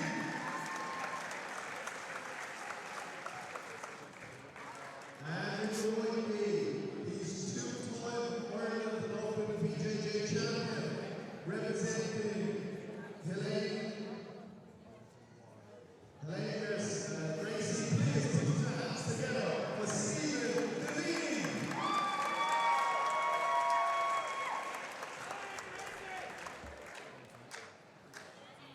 What do you reckon to Stephen's mullet? It's not a hairstyle I'm fond of, but then again, What what can either of us say? Sitting here, follically challenged. You can see the low position already from Stephen Devaney. He's really looking to try and get down as he pops that knee on the mat. But McClenaghan in on the low single ankle pick. Devaney wraps him up immediately. Nice counter, and they're back to their feet. And it's McClenaghan who pulls this time. Has a look at that arm, but Devaney, good defense so far. Sits his base out to this left-hand side, and he's going to try and free that lasso. Deep De La Hiva, now to look at the back, and he's definitely looking at the back here. Definitely, he's on it, but Willie makes the point. These points count, gives up on the back and takes the 2 instead for the beautiful sweep. Early score here from Martin McClenaghan. Nice work. He got really in on that deep De La Hiva, and when it goes on that far hip, it is so hard to defend. Stephen's trying to use this straight arm frame of the right arm to try and keep Martin away from his head. And meanwhile, Martin goes the other way. And Stephen's got a guard of sorts temporarily. There's a nasty grip here on the lapel, I think, at the back, and I think it was almost on the belt. I think it's gone now. Lost now, but Martin McClenaghan settles in now. 2 points up and in half guard. Devaney's knee is really far across here. I wonder, is that intentional? Does he play that way? I don't think so. It doesn't look like a comfortable guard at all. His knees are almost connected too. But I do get the feeling that Stephen's almost happy enough to... I beg your pardon. It's because he has a leg weave on now. That explains it. We can see the hand as Martin McClenaghan pops up. So yeah, not comfortable at all, and it's a tight weave. You can really see Devaney struggling with this as he gets a little bit more purchase on that knee now. Knee more on the hip, and McClenaghan forced to let that go. Yeah. But in fact, he is bringing that knee pretty far across, and it's to recover this beautiful close guard we spoke about. And that's just what I was going to say. I almost get the impression that Stephen's willing to accept a couple of points against him to get to this position. Yeah, you know, it's interesting. I was speaking to our headliner tonight, Felipe Andro, a couple of times before. He was talking about wrestling, and, you know, he did a lot of wrestling and really improved it for himself. But as he said, you know, it's only 2 points. Yeah. And in a 10-minute match, if you pull guard and try and score the sweep from there is definitely a far better strategy, it seems, for a lot of people. Bit of a grip battle here now. McClenaghan obviously has something up his sleeve because he is trying to pass the lapel, it seems, over the right wrist of Stephen Devaney here now, trying to keep him contained to a degree. Obviously, well researched the game plans. They will have known each other from fighting each other before, as you said, Andy, and definitely in this position you can see that Martin McClenaghan has been preparing for this moment. As Devaney whips it free, risks the finger lock ever so slightly, but... This is the high guard that I'm talking about, that he's trying to set up with the leg over the shoulder. Beautiful, that high close guard. Martin did well just to square up and force him down low again with a close guard. Yeah, you really want to keep your shoulder free in that guard. It's just so challenging. Of course, Roger Gracie, the first to really perfect it, as now Devaney goes for this climb just as we said it. He just got that arm crossed over the right arm of Martin McClenaghan, crossed over the belly here now, and he's got the potential to attempt a back attack here, or perhaps a sweep. He's climbing.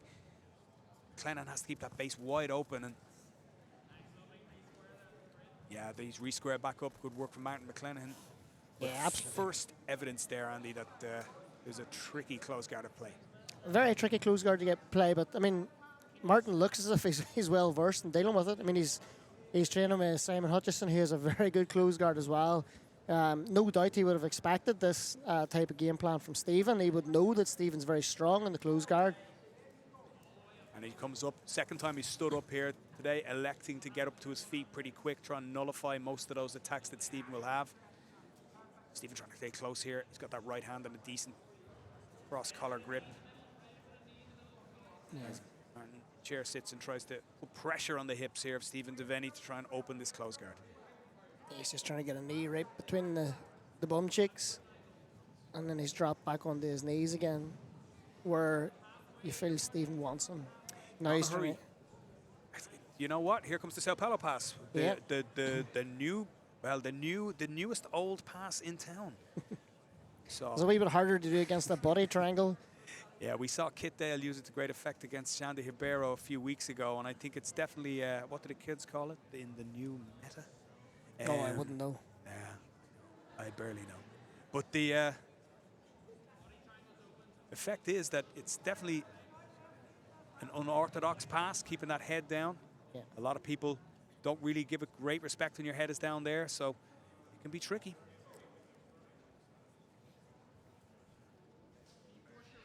If you're watching here at home, the Ireland BJJ Invitational, we are heading towards the headline fights. Our 3 titles on the line. Richie Bukovs against Gabriel Rodriguez, Silvia Scomperin against Leticia Cardozo, and then of course Eric Souza taking on former world champion Felipe Andrew. It's been a fantastic night so far. We've been really enjoying it here, I think, at the commentary booth. Yeah, some great matches. It's a funny one here. We've got the lapel grip on this side. He's wrapped up the wrist. Look at that beautiful lapel grip, which has gone underneath the body of Stephen Devaney. He's freed it again. He went for it earlier, and Devaney freed it, and it's been a really, really tricky position for Devaney to deal with. At the very least, Andy, it certainly stuffed and shut down the close guard attacks of Stephen Devaney. But Martin now still 2 points to the good.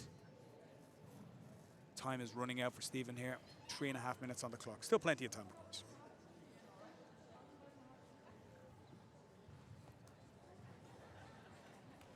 And the thing is that you can't even look at penalising Martin because he's constantly looking to set up entries to open that guard and pass. So it's not as if he's stolen at all. Yeah, he's working from this position. It's active and sort of aggressive. I recall it. Oh, here we go. We've got a crossover now. He's got that crossbody a couple of times with the hand, but McLennan's able to stuff it again. So definitely really not able to get this going at all. And he's still being pretty patient. He's not opening. And again, there's that lapel wrap. Look at it. On that right hand of Stephen Devaney. Yeah. Underneath his back. And Mark McLennan will look to push down the right knee of Stephen Devaney. And then when that guard opens, to hop over. But actually, with this body triangle on, it's so reduced. So we end up in this sort of stalemate position.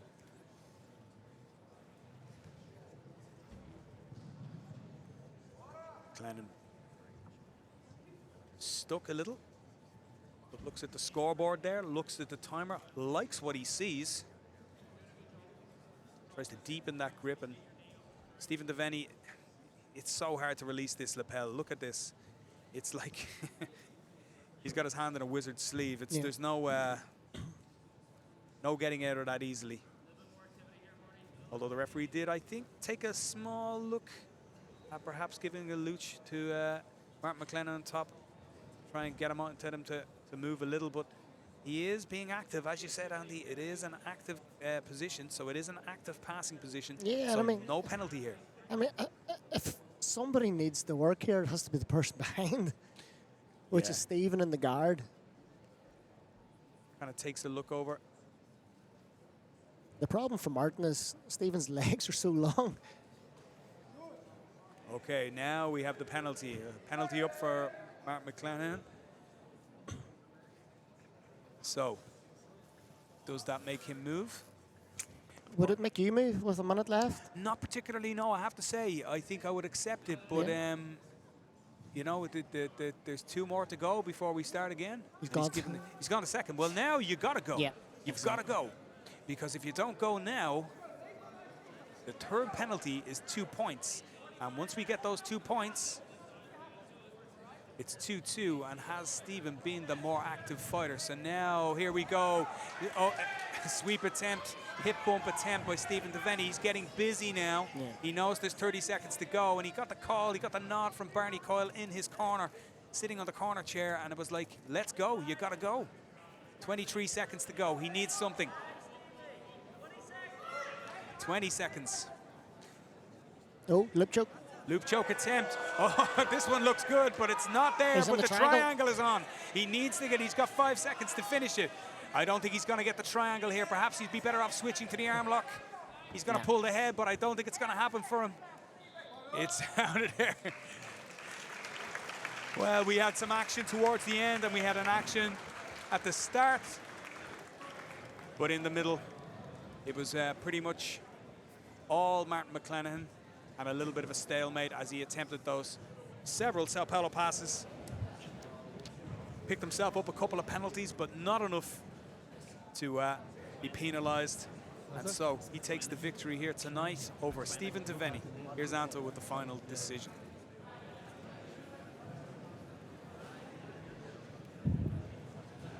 And your winner by 2 points, please put your hands together for Martin McClenaghan. Excellent work by Martin. He takes the plaudits today, takes the prize. Stephen Devaney, his opponent, will be frustrated by that match, but ultimately a good performance by Martin, and his 2 points earlier gives him the win. So you seem to have his hand wrapped up in his own gi there for a little bit. Yeah, super boring. Sorry for everyone watching that. It looks like shit on camera. I was meant to do that on bottom, but couldn't help it. I just have a bit of a dog in me. Just couldn't resist the takedown. But it did look very technical, very tit for tat. Were you assessing the situation? What was going through your head during it? Yeah, he's very long, strong legs, and I knew the threat of the triangle omoplata was always there. And I couldn't pry the legs. Every time I stood up, I had to carry every bit of him, so I had to be very strategic, not waste too much strength, energy, and wait for him a chance. He didn't give me a chance, so it was just one of those matches we stalemated, really. I think wasn't a great win. It was a very close match and great rematch. Well, a win is still a win, so please give it up with a round of applause for Martin, everyone.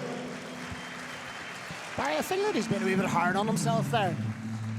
Yeah, you know, I think when you get stuck in battles like that, especially when you're stuck in a closed guard, it's so difficult to free yourself. And especially with long legs like we saw there with Stephen Devaney. I think it's justifiable, I think, to have played tactically once you get the 2 points up. Obviously, we want more entertainment, we want a better show, but their job is to win. And unless you want to be in WWE, your job is to get the victory.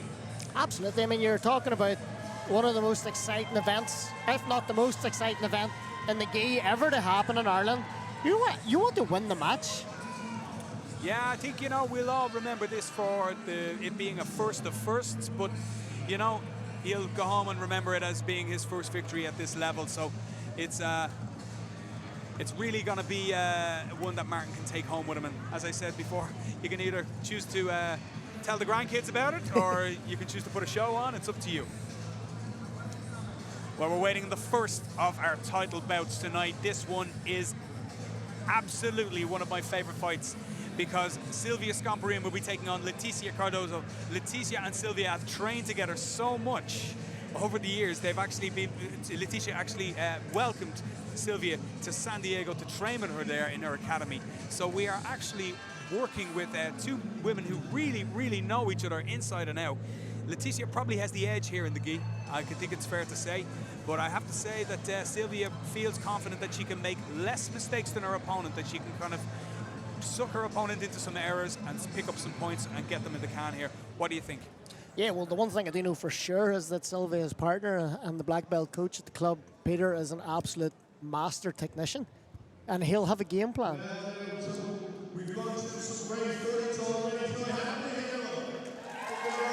And I just think as well, Barry, that it's a lot easier being the underdog when people expect a wee bit less of you to go into a match under the lights like this.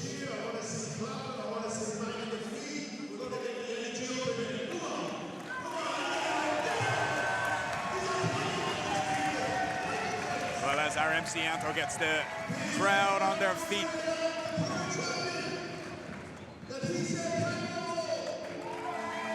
Well, here comes Leticia, no-gi world champ. She, of course, travels here. She traveled here with Felipe, her husband, but, you know, she is an absolute animal in her own right, training out of the AOJ Academy in California. We are talking about the elite of the elite coming here to Dublin to fight tonight. Leticia Cardozo makes her way to the mat.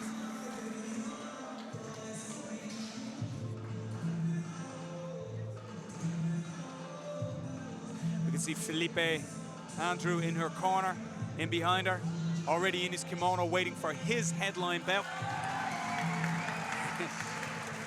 She's pretty popular here. She's been in my academy many occasions. She's developing into a fantastic coach as well as a fantastic competitor. Every time I've seen her come over, I first met her as a brown belt, and every time I've seen her come over, I've just seen her really, really blossom into a great coach and great athlete as well. It's incredible. We're now watching history being made on the island. And here comes the hometown girl. I like the walkout. Definitely making a show of it. Leticia even has to smile as Sylvia makes her way to the mat. A very popular character. Runs a lot of ladies' jiu-jitsu camps, ladies' training sessions. So very popular with the female jiu-jitsu community here in Ireland, Sylvia Scomperin. She's a Masters world champ in her own right. So this is no pushover for Leticia. This is going to be a battle. This is, of course, for the over 65 kilo title. So Leticia will be giving up a little weight in this one as they shake hands and Sylvia makes her way around the mat. I am ready for this one, Andy. Oh, and the girls are just loving it. Look at the smiles on their faces. This is what it's all about. This is the adult division, black belt, over 65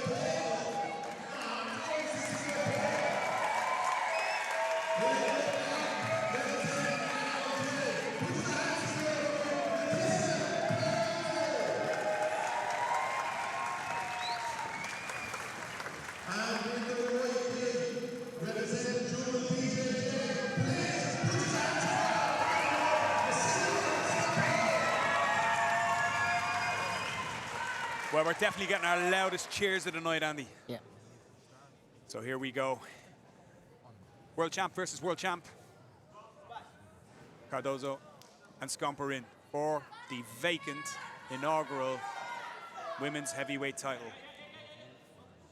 First grip to Cardozo, you'd have to say, as they size each other up.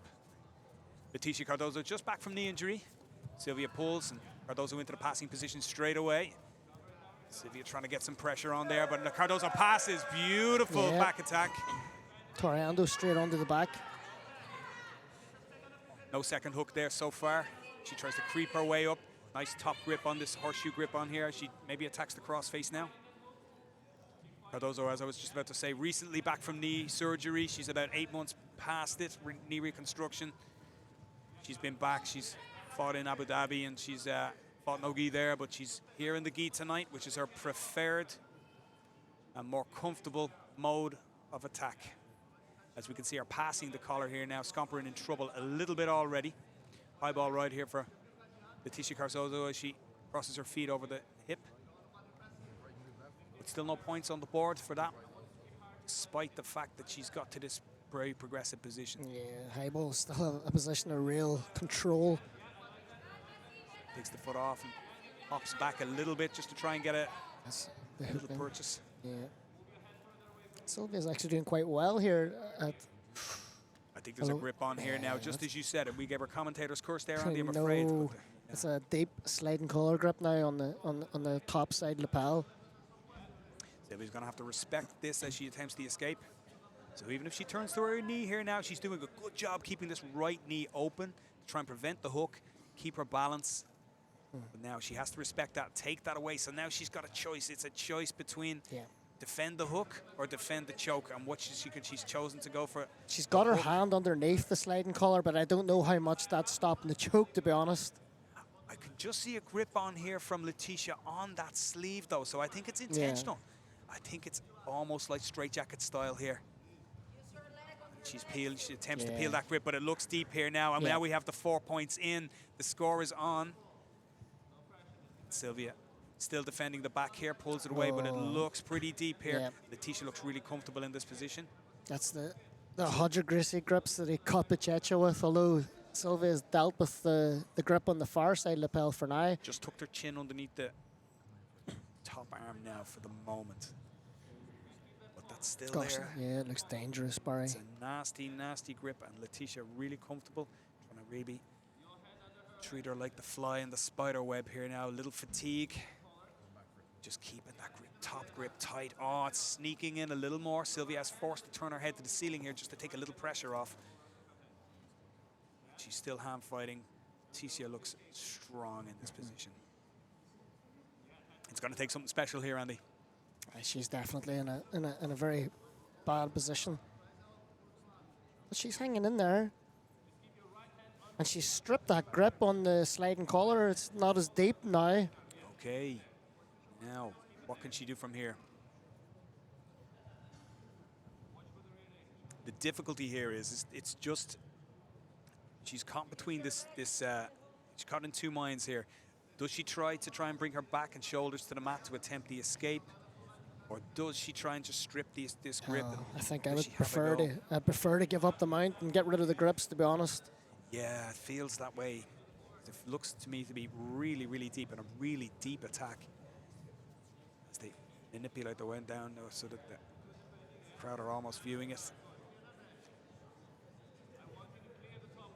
As I said, Letitia had a long spell out after knee surgery, so she'll be looking to get her back to winning ways as soon as possible in the gi, and this is a good place to start here at the Ireland BJJ Invitational. Looking to take home the inaugural women's heavyweight title, and she's definitely in charge so far on that back attack so far. Did you say it was a knee reconstruction? Sorry, I beg your pardon. I think I made a misspoke, but it was a knee ligament surgery, so okay. ACL surgery. Sylvia almost out, but was that a bait to set up the bow and arrow? I can't see what the grips are doing. It's definitely a very deep grip anyway, Andy. I can tell you that much. It's still giving Sylvia a lot of trouble, but she's had to let it go. Forced to let it go as Sylvia defends well, but she's still in this back control position. As Letitia looks to try and get that left hand back around again. She's had another go as she got it. And now she's switched to the two hands on top. Which tells me that she feels pretty confident in the control position, but forced to take the seatbelt again. And now looking to try and set up on the right hand here.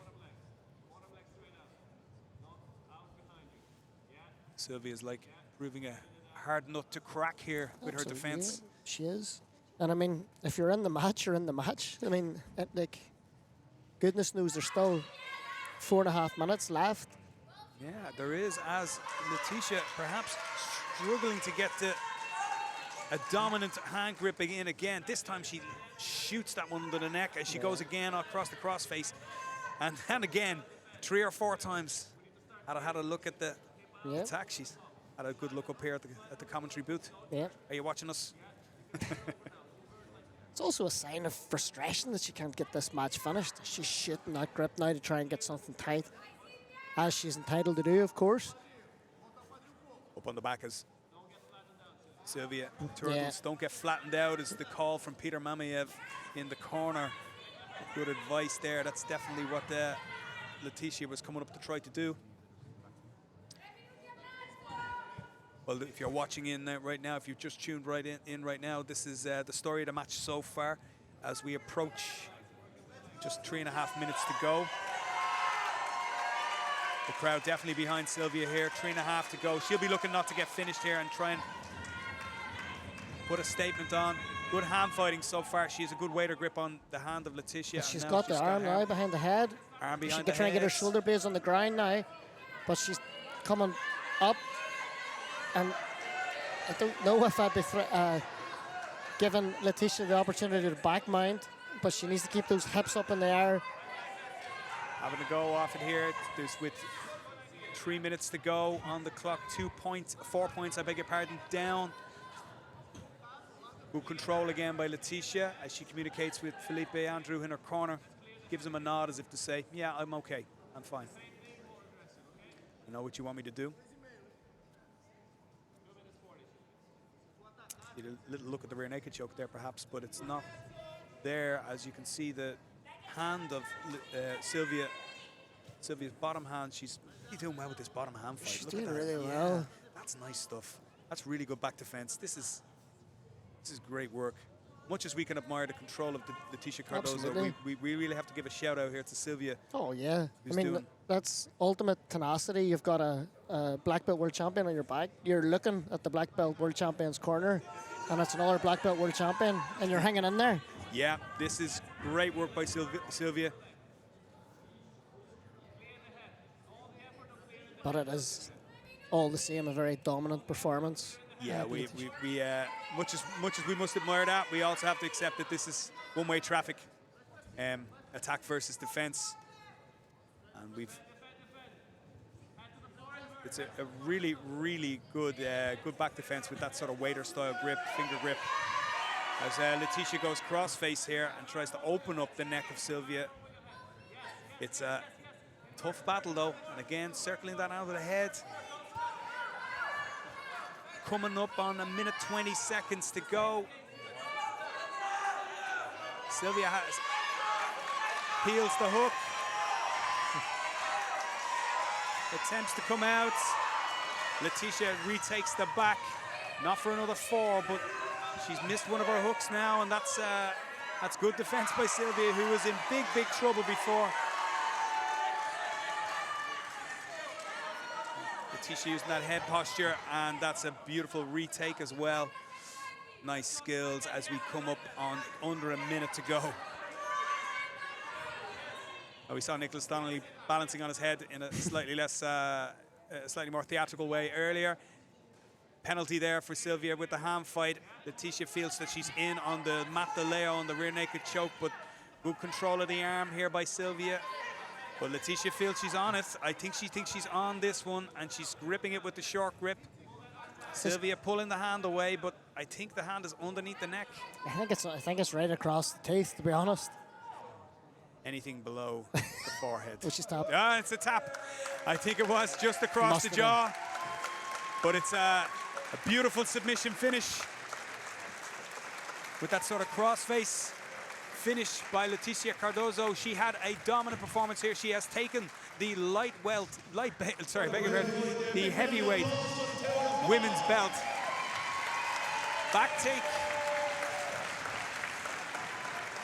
Choke attempt. Control, and then ultimately submission. As Enrique Saraiva, head of Ireland BJJ, ties the belt around the waist of Leticia Cardozo, we have our first ever Ireland BJJ Invitational champion, and it is the world champion from the United States of America by way of Brazil. Congratulations on keeping the belt. It was a very kind of handsy fight. It looked like you were going for a lot of chokes. Was that something you were actually aiming for at the beginning, or did you just fall into that? My plan was win. I was really looking forward to fight here in Ireland because it's a place that I really like to be here. But about the fight, I just saw the opportunity, like passing and then make she turn to get the back. Back is I think it's my weak position. I always have a hard time to finish. She's very strong as well. So I was trying to fight with her hand. She was way stronger than me, I assume. But it was amazing. Yeah, it was hard to finish. And I also feel my forearm is super tight. Brilliant. Well, you can relax there now. You won't took the victory. Brilliant. You know, have a big round of applause for our players, everyone.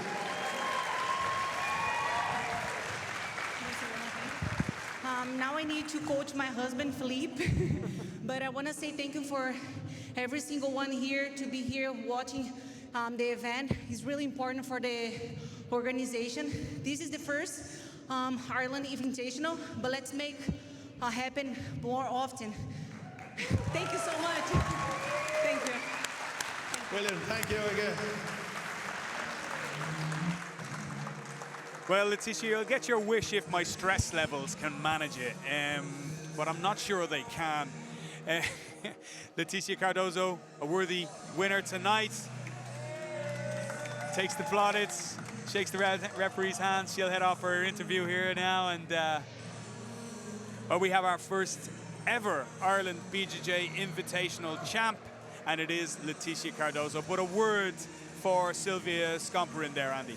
Oh, definitely. I don't think that her stock has decreased at all from that performance. She defended really, really well for a long time against one of the top girls in the world around her weight. So, yeah, she can be proud of herself tonight. Absolutely, yeah. Well done, Sylvia, and well done, Leticia. Who's she going to defend the belt against? Well, we'll have our work cut out for us there. But if you're out there right now and you're an Irish female black belt over 65 kilograms, my Instagram is @GrapplerMan. Let me know. You never know. It could be you, as the lottery saying goes. But look, what we're trying to do here, we're trying to create superstars. We're trying to create a new category of jiu-jitsu fighter here in Ireland. We're trying to create people that everybody on the street knows, that kids can sit in the stand tonight, and some of the kids sitting here at Matt's side can look at and see and say, this is where I want to be in the future. Yeah. Oh, it's an exciting concept, Barry, and I can only see it growing. Well, it's up to you guys at home. Spread the word. Share the stream. We've still got 2 amazing fights coming up, the next of which will be an absolute barn burner. This is Richie Bukovskin, aka Richie B, against Gabriel Rodriguez from George Santos BJJ. This one is for the lightweight men's belt.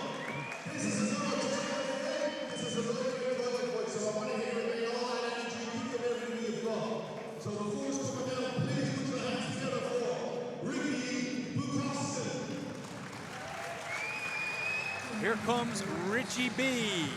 And sunglasses, I think. I believe he is, yes. He's much cooler than me. I could not pull that off.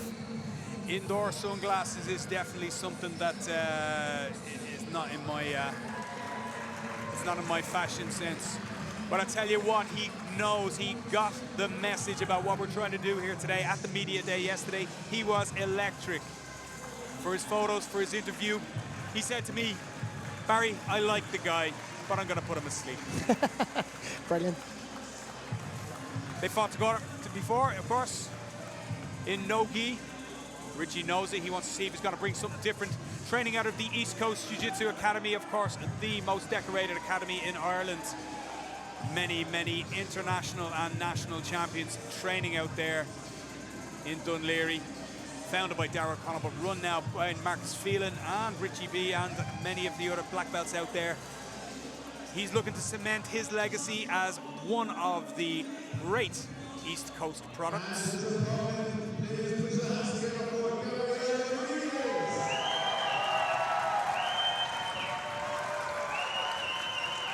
Well, Gabriel gets the big cheer from the crowd. He's definitely a popular one here tonight. Young black belt, just 26 years old. As Richie B gives us the 8 for, not for the camera, but just for us. He is a showman, isn't he? Yeah, that's what we want here tonight, and I think we're going to see a show. Gabriel is super quick, lightning fast. He'll be wanting to get to the bottom, I think, and test Richie's passing. Richie B, though, confident in every area, as are both of these men, by the way. Gabriel, perhaps the slightly less experienced. That won't bother or faze him at all. He's looking forward to the opportunity. Having spoken with him yesterday, I know that he wants to fight for the Brazilian community here in Dublin and, of course, for his academy, BJJ.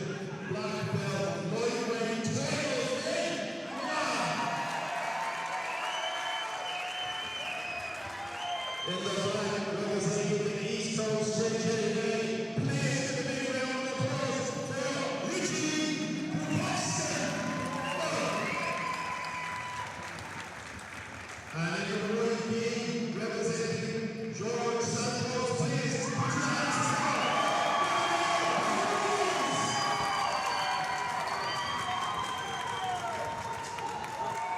Here we go, Andy. Exciting times. The second of our title fights tonight. Yeah. The referee's ready. Let's go.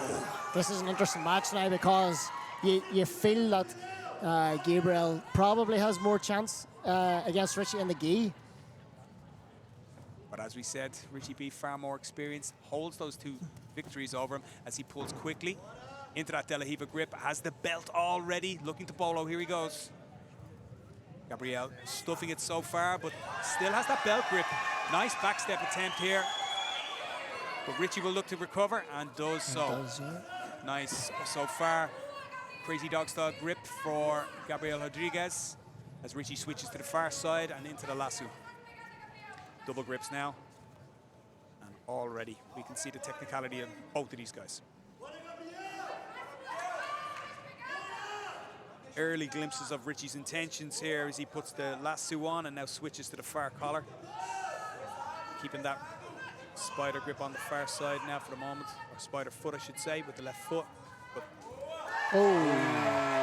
fast pass attempt, will he get there? Is it gonna score? Back take attempt, he's on the neck.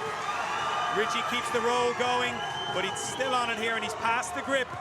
Richie still going, stuffing the far hook. Gabriel has that grip though with the right hand. He's got it under the neck and Richie is in trouble here, very similar to Leticia. Yeah. But comfortable enough here, just pausing, making his way into his escape as he crosses that foot over. Nice work by Richie B. He's gonna take the second hook off. And now the back position less stable for Gabriel. He'll work to try to work his way back into those hooks, but Richie seems to have shrugged it off for the moment. Yeah, Richie's dealing with that back attack so well. Nice technical escape, but now Gabriel switches to the arm, but Richie is stuffing it. I think the elbow was just free enough. Yes, it is. Yeah. And immediately into the leg attack for 50-50 here. Similar start to the last 2 matches. A Toreando in the back take attempt. Didn't quite get the back take on this occasion in this match, but very similar to Letitia's attack on the back in the last match as well. Look at the level of these two guys. Oh, the attack and defense, it's superb. As we reset to the middle, we'll get a chance to pause and take a breath here, and you can at home as well. Well, it was always going to be, I felt, a race to the bottom. In the end, it was Richie who pulled first, but then we had that superb pass attempt and then hop to the back then. Wow. Great defense by Richie, though, we have to say. Yeah. Did he score an advantage? He did. He's just clicked one advantage up there for that near back take, or maybe the near pass. One way or another, Richie is down on the scoreboard ever so slightly. I beg your pardon. Up go to 2. We have 2 points on the boards to Gabriel Rodriguez. For that, I presume, well, we need our replay to see it, but I'm going to presume it was for the sweep as he came up, but it's... It was all too fast for me. Well, do you know what? We were watching the action so much that we forgot to check the scoreboard. I hope you're not the same at home as Richie B climbs high here now and attempts an arm lock of his own. Gabriel stuffs it. Beautiful guard position there by Richie B. Beautiful guard attack, but again, great defense. All right, this is some level. This is exactly what we wanted to see out of this fight. This is why I was looking forward to it, Andy. Yeah, absolutely. And I feel as if it was the wrong thing for me to say about Richie being a no-gi and a gi player, because his game with the lasso guard, the lapel feeds, the grips on the belt, he's so good in the gi as well. Highly accomplished in the gi. That's where he started his work, and I guess because of a lot of the popularity of the no-gi, that's where we see him most. But this is where I've seen him most, and it is with stuff like this. And right now he's got that lapel pass under his leg, the lapel of Gabriel Rodriguez. And as we saw with the Galera and Deva Coelho match earlier, the passing lane to the left is shut down. Gabriel having to really check his base here now. Yeah, I was just going to say that. I was just going to say the same thing, where Richie looks as if he's having more success at off-basing than Galera did with David earlier. Is the difference here? Do you know, I think the difference here is that Gabriel can't get himself spread. Look at he's passed it right through and it's underneath the leg. Earlier on, David Coelho was able to try and get to that right-hand side, and now he's got the pass to the far. This is really deep here from Richie as he goes shin to shin here now. Bails on it, in fact. But this is a tricky, tricky position. If you've never been in a position like this, watching at home, it's a little bit like someone has tied you up in knots. The bite of that lapel cutting under your kneecap as well. It can be bloody painful too. And it's a tricky, tricky one for Gabriel Rodriguez to clear and to finish. Yeah, you almost have to half hope that the guard player's grip's going to tire a wee bit more than anything at times.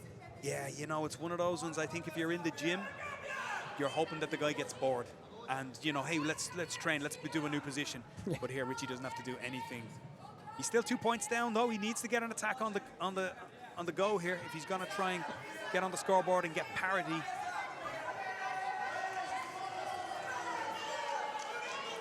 Back into the close now, but still with that nasty lapel grip. Not as deep as it was because he's transferred, he's stripped, I beg your pardon, he's let it go. And now tries to climb his own high guard. Not quite running out of time. I mean, we've got 4.5 minutes on the clock still, but we'll be thinking, I need to get on the go here. Penalty for Rodriguez, and just as he got the touch, Richie maybe using a little bit of competition noose, shoots his triangle, and there's that guard pass again. Richie more savvy and wide with this time, and he might come up on an arm there. He had a go, had a little look at an arm lock, but in the end settled for the retention. Nice, that's a nice looking guard pass. That's X pass that Gabriel Rodriguez is doing. It happens like lightning as Richie comes up on the lapel. This time he's going to have a go at it. Wrestle up, but stuffed by Rodriguez.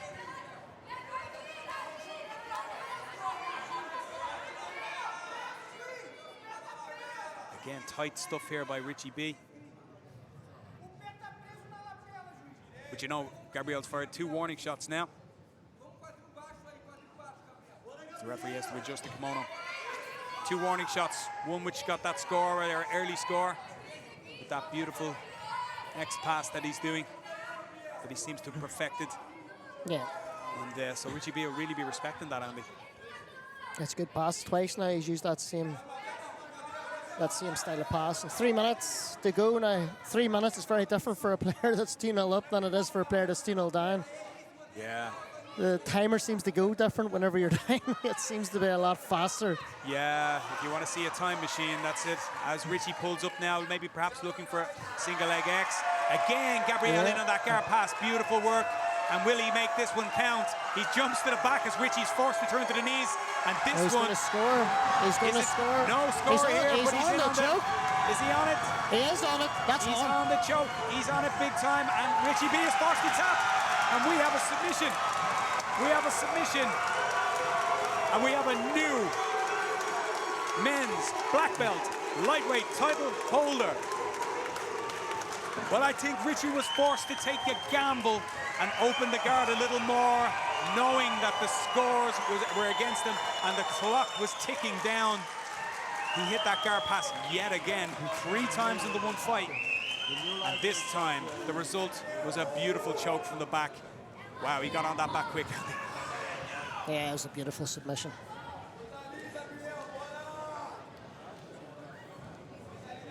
And the new lightweight champion with the bow and arrow choke. Please put your hands together for Gabriel Rodriguez takes the belt home to JSBJJ here in Dublin. A worthy winner in a fantastically technical bout against Richie Bukovskin, who goes home disappointed but played his part as he shakes the referee's hands. So we were saying earlier on today that we're here to try and make stars, and you definitely have the fan base and you have the skill. What do you think about that? Thank you guys. Thank you so much. I just want to say thank you everyone who come to watch, who watched the live. Thank you so much. I want to say thank you so much for my sponsor, 55 Barber Shop, Seda College, JSBJJ, Positiva Jiu-Jitsu.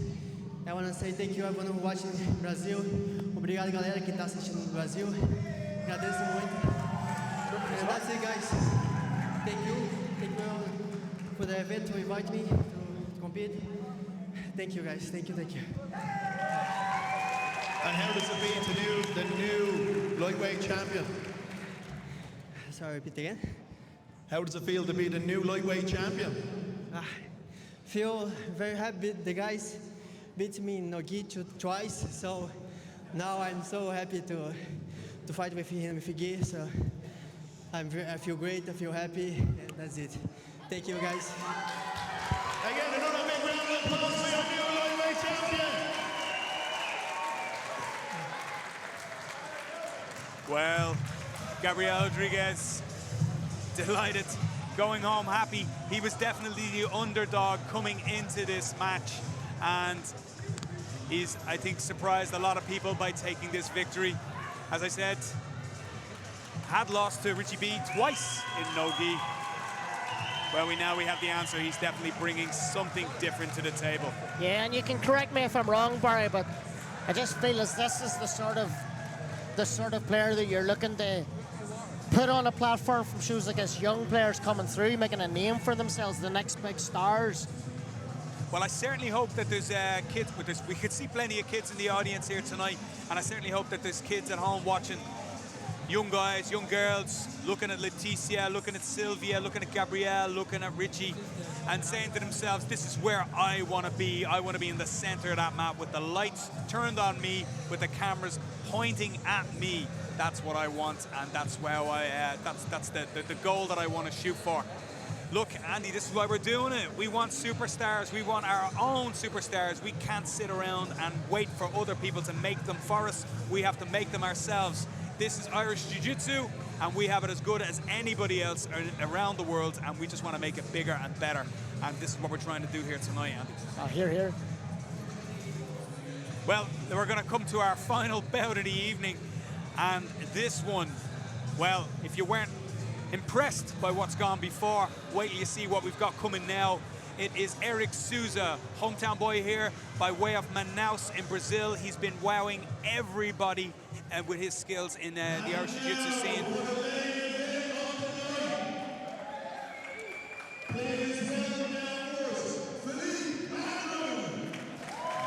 But here is his opponent,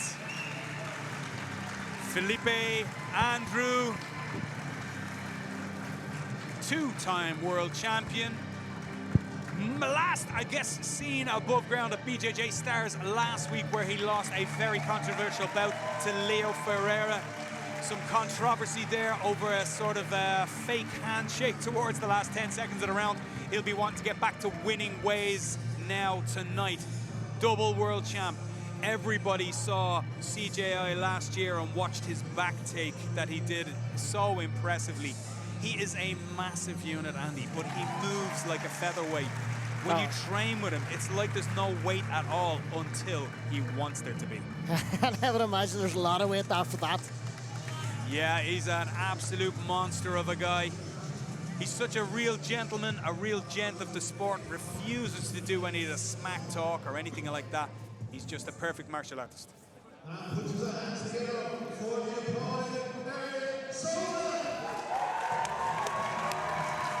But here comes Eric Souza, as I was saying before, by way of Manaus, Brazil, now made Dublin his home, coaching at George Santos BJJ in Dublin City Centre.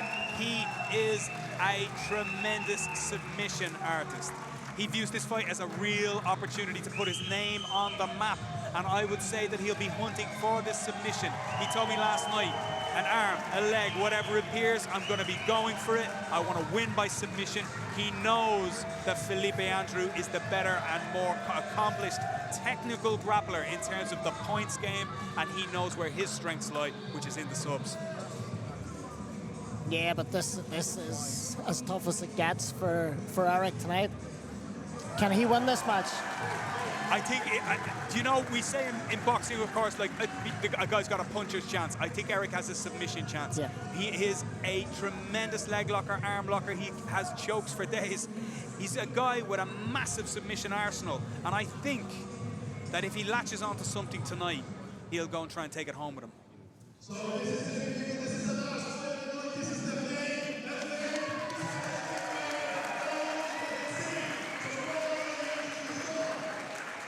This is the division black belt. Over 80 kilos, point all the way.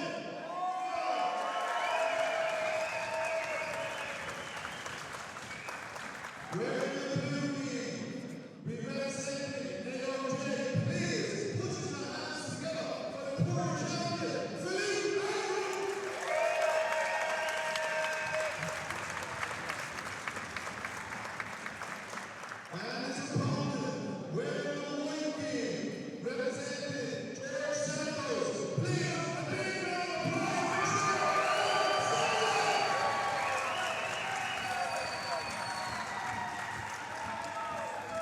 Well, Felipe Andrew, if anybody thought that he was going to come here and take this lightly, I think you can see the focus on his face. You can see the utter look of concentration as they grip up, and Eric pulled straight away. In for a knee cut attempt first from Felipe. Again, Felipe probably came on the scene most famously for his absolute victory against Keenan Cornelius, where he shot up a beautiful triangle. It definitely was his signature move around the time, although he's got a lot of signature moves, let me tell you, as he gets low and heavy, chest to chest. This is not a position Eric Souza wanted to have started in.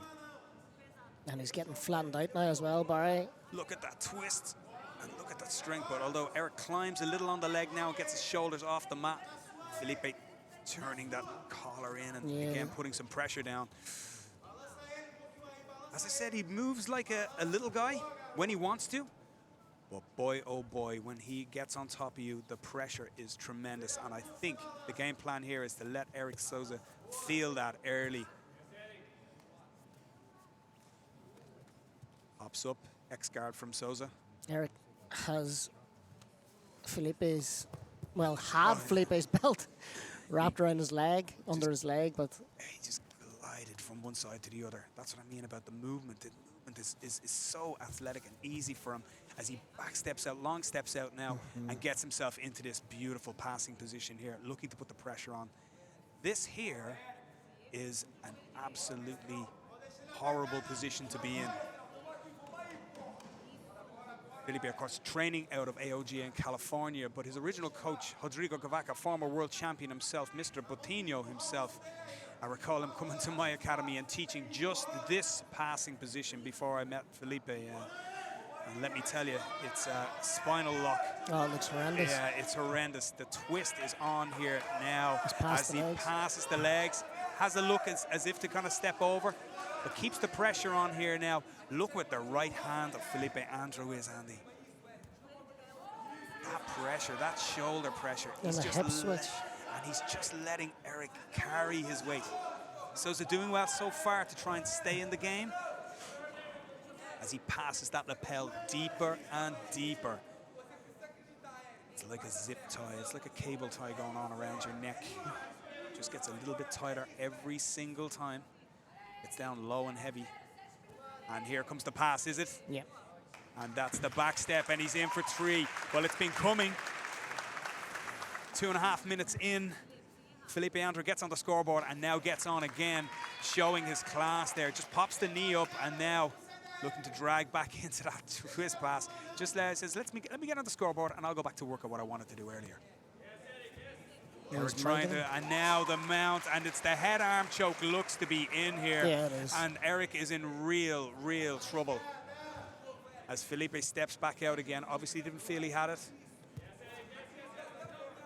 Perhaps didn't feel the arm location was right, and Eric manages to put himself back in some shape. I think that right hand is still in on the lapel, is it? Oh my God.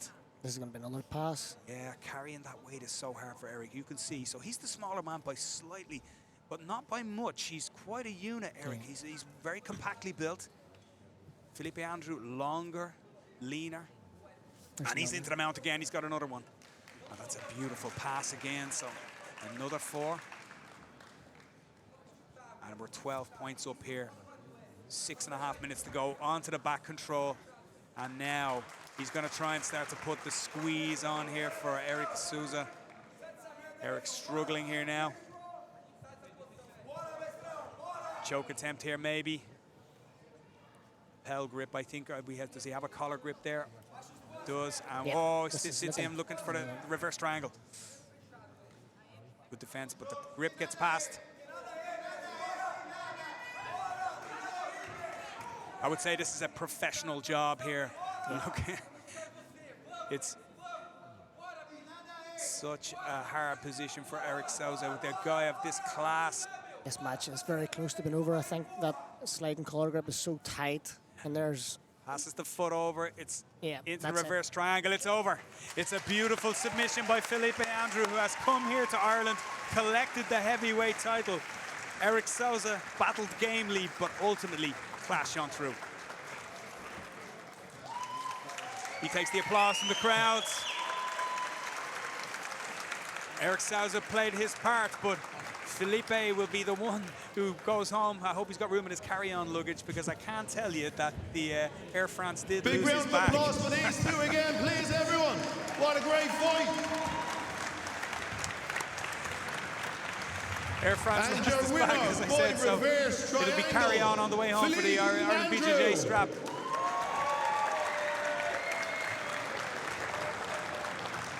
As he gets his hand raised and takes the Ireland BJJ heavyweight strap for the first time. Well, who's going to take it off him, Andy? I've got my work cut out. What a superb submission, an absolute masterclass, a professional job. As I said, when he came out, he just looked so focused, and I just said to myself, this is going to go really badly for Eric Souza if he doesn't get the first position.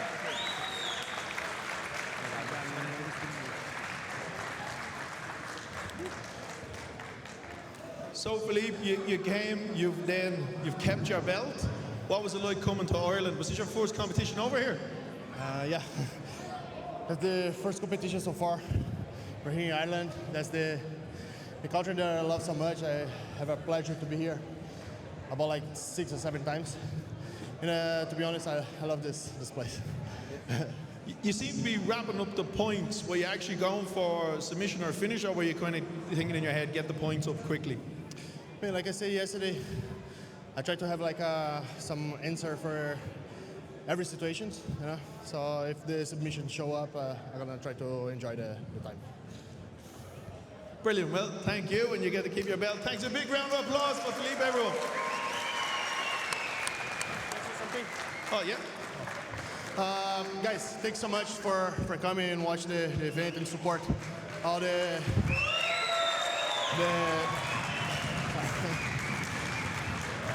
thank you for support the Jiu-Jitsu in Ireland. I know it's growing up a lot. Thank you guys for invite this guy as well. So I know when I accept the fight, he's a big name in Ireland, very, very famous. A lot of my friends told me about him. And yeah, thanks so much, and let's get some Guinness.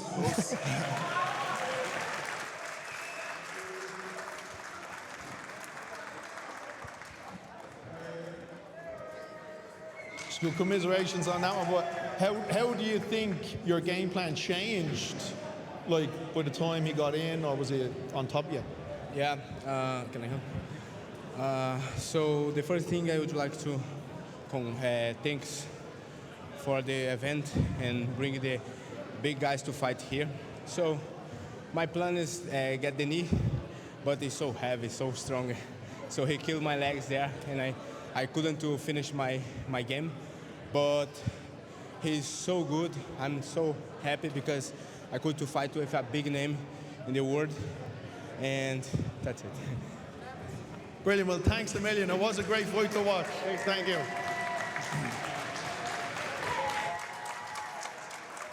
Well, that's it from us tonight. A superb finish to the evening, Andy. Well, racking up the points, I guess. A professional performance from Felipe Andrew. Once he got that first 4, it looked really, or in fairness, the first pass, it really looked like all she wrote for Eric Souza, didn't it? Yeah, and it's like, just as you were saying during the time of the match, it's like he had a submission that maybe was 50-50 on, 50-50 off, so he went back to try and control the position better. As you say, just so professional. Like, there's levels. We all know how good Eric is. Yeah, But Felipe really showed a level tonight. Yeah, I mean, look, there he is. He's training out at AOJ, possibly the most famous academy right now, and certainly the hottest academy right now in world jiu-jitsu. He moved there and he travels. He tells me he travels about 4 hours there and back in the car just to train. Shows his level of dedication, his level of experience. He's a guy who's been, listen, he's done it all at this stage. So for Eric, even to get in there with him and to be competitive was always going to be a big ask. But look, there's going to be more opportunities for Eric Souza, and I hope more people know his name after tonight. Oh, absolutely. And the thing as well is, like, you're bringing some of the top stars in the world here tonight, and you're showing the local people that train and fight in Ireland the level, and they know that they're not far off, and they're going to take confidence from it. Like, Silva was able to fight a very, very strong back attack for 4 or 5 minutes tonight. And like she was in the match, like if she would have got out of that, got her shoulders, who knows what would have happened.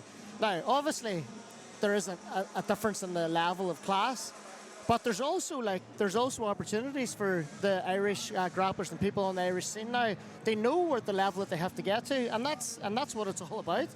Yeah, there's been so much great work, I think, done over the last number of years. I mean, we've seen, we spoke about East Coast earlier, but of course there's so many of the academies going abroad now and getting great results. There's a rare time now where you watch, for example, the Nogi Euros in particular, where you don't see an Irish gold medalist at a major division. Brown, and a couple of years ago we had a swathe of black belt golds. Marcus Phelan, of course, Mara Kelly. So like we've got, among others, I should say. I hate mentioning names because I'm always going to forget one, but it does seem like we're getting there. And in the last number of years, I think we've become increasingly competitive. And the thing as well is, Barry, in sport, there's ebbs and flows. Like, we're going to peak sometimes, and then we're going to have to sort of rebuild the level, and we're going to have a peak again, and it goes up and down. It's the same in all sports. Did you follow football? Who do you support? Well, I support Shelbourne FC here in Ireland. Well, like, I mean, big shout out. I mean, in any sports the same. I'm a big Liverpool supporter. I spent most of my life winning nothing, and now look, they're back doing well. It's the same with the BJJ scene as well. You're right what you're saying. We did have a real purple patch a few years ago, and I have no doubt that we're going to get back there again. But you know what makes that happen? It's events like this. Yeah, and listen, this is what we're trying to do here. Let's have a quick review of our card. Let's have a little look at the undercard first. You were very fond of the Baker and Donnelly fight. You thought that was your pick of the litter. They're two class acts. I was saying just on their walkouts at the level of both of them is very, very high. Like, and I don't think that Nicholas should be too disappointed. Obviously, whenever you're that competitive a sports person, you want to win your matches. But he was really, really good tonight. James, as I said at the time during the match, a wee bit faster in the scrambles, so he was able to score off those scrambles a wee bit better. But I mean, this is all about feedback as well. Nicholas knows what he needs to work on. I was also really impressed with David with that last few second guard pass to beat Galera. Was another really, really good match. And even in the one-sided matches, I was really impressed with how Sylvia coped under immense pressure for such a long time through the match. And as I said, like, she's looking over at the corner, and it's a world champion shouting advice against somebody that's on your back. I mean, what she'll gain from that experience tonight is just unreal. Yeah, and look, if nothing else, she'll know she's there or thereabouts. And, you know, other people can look and say, well, she might not have taken the victory tonight, but I'm going to be the next one, and I'm going to be the next one. And that's our goal, and that's been our goal here today. If you've been watching on, I hope you really enjoyed yourself. We saw 3 great matches to finish up.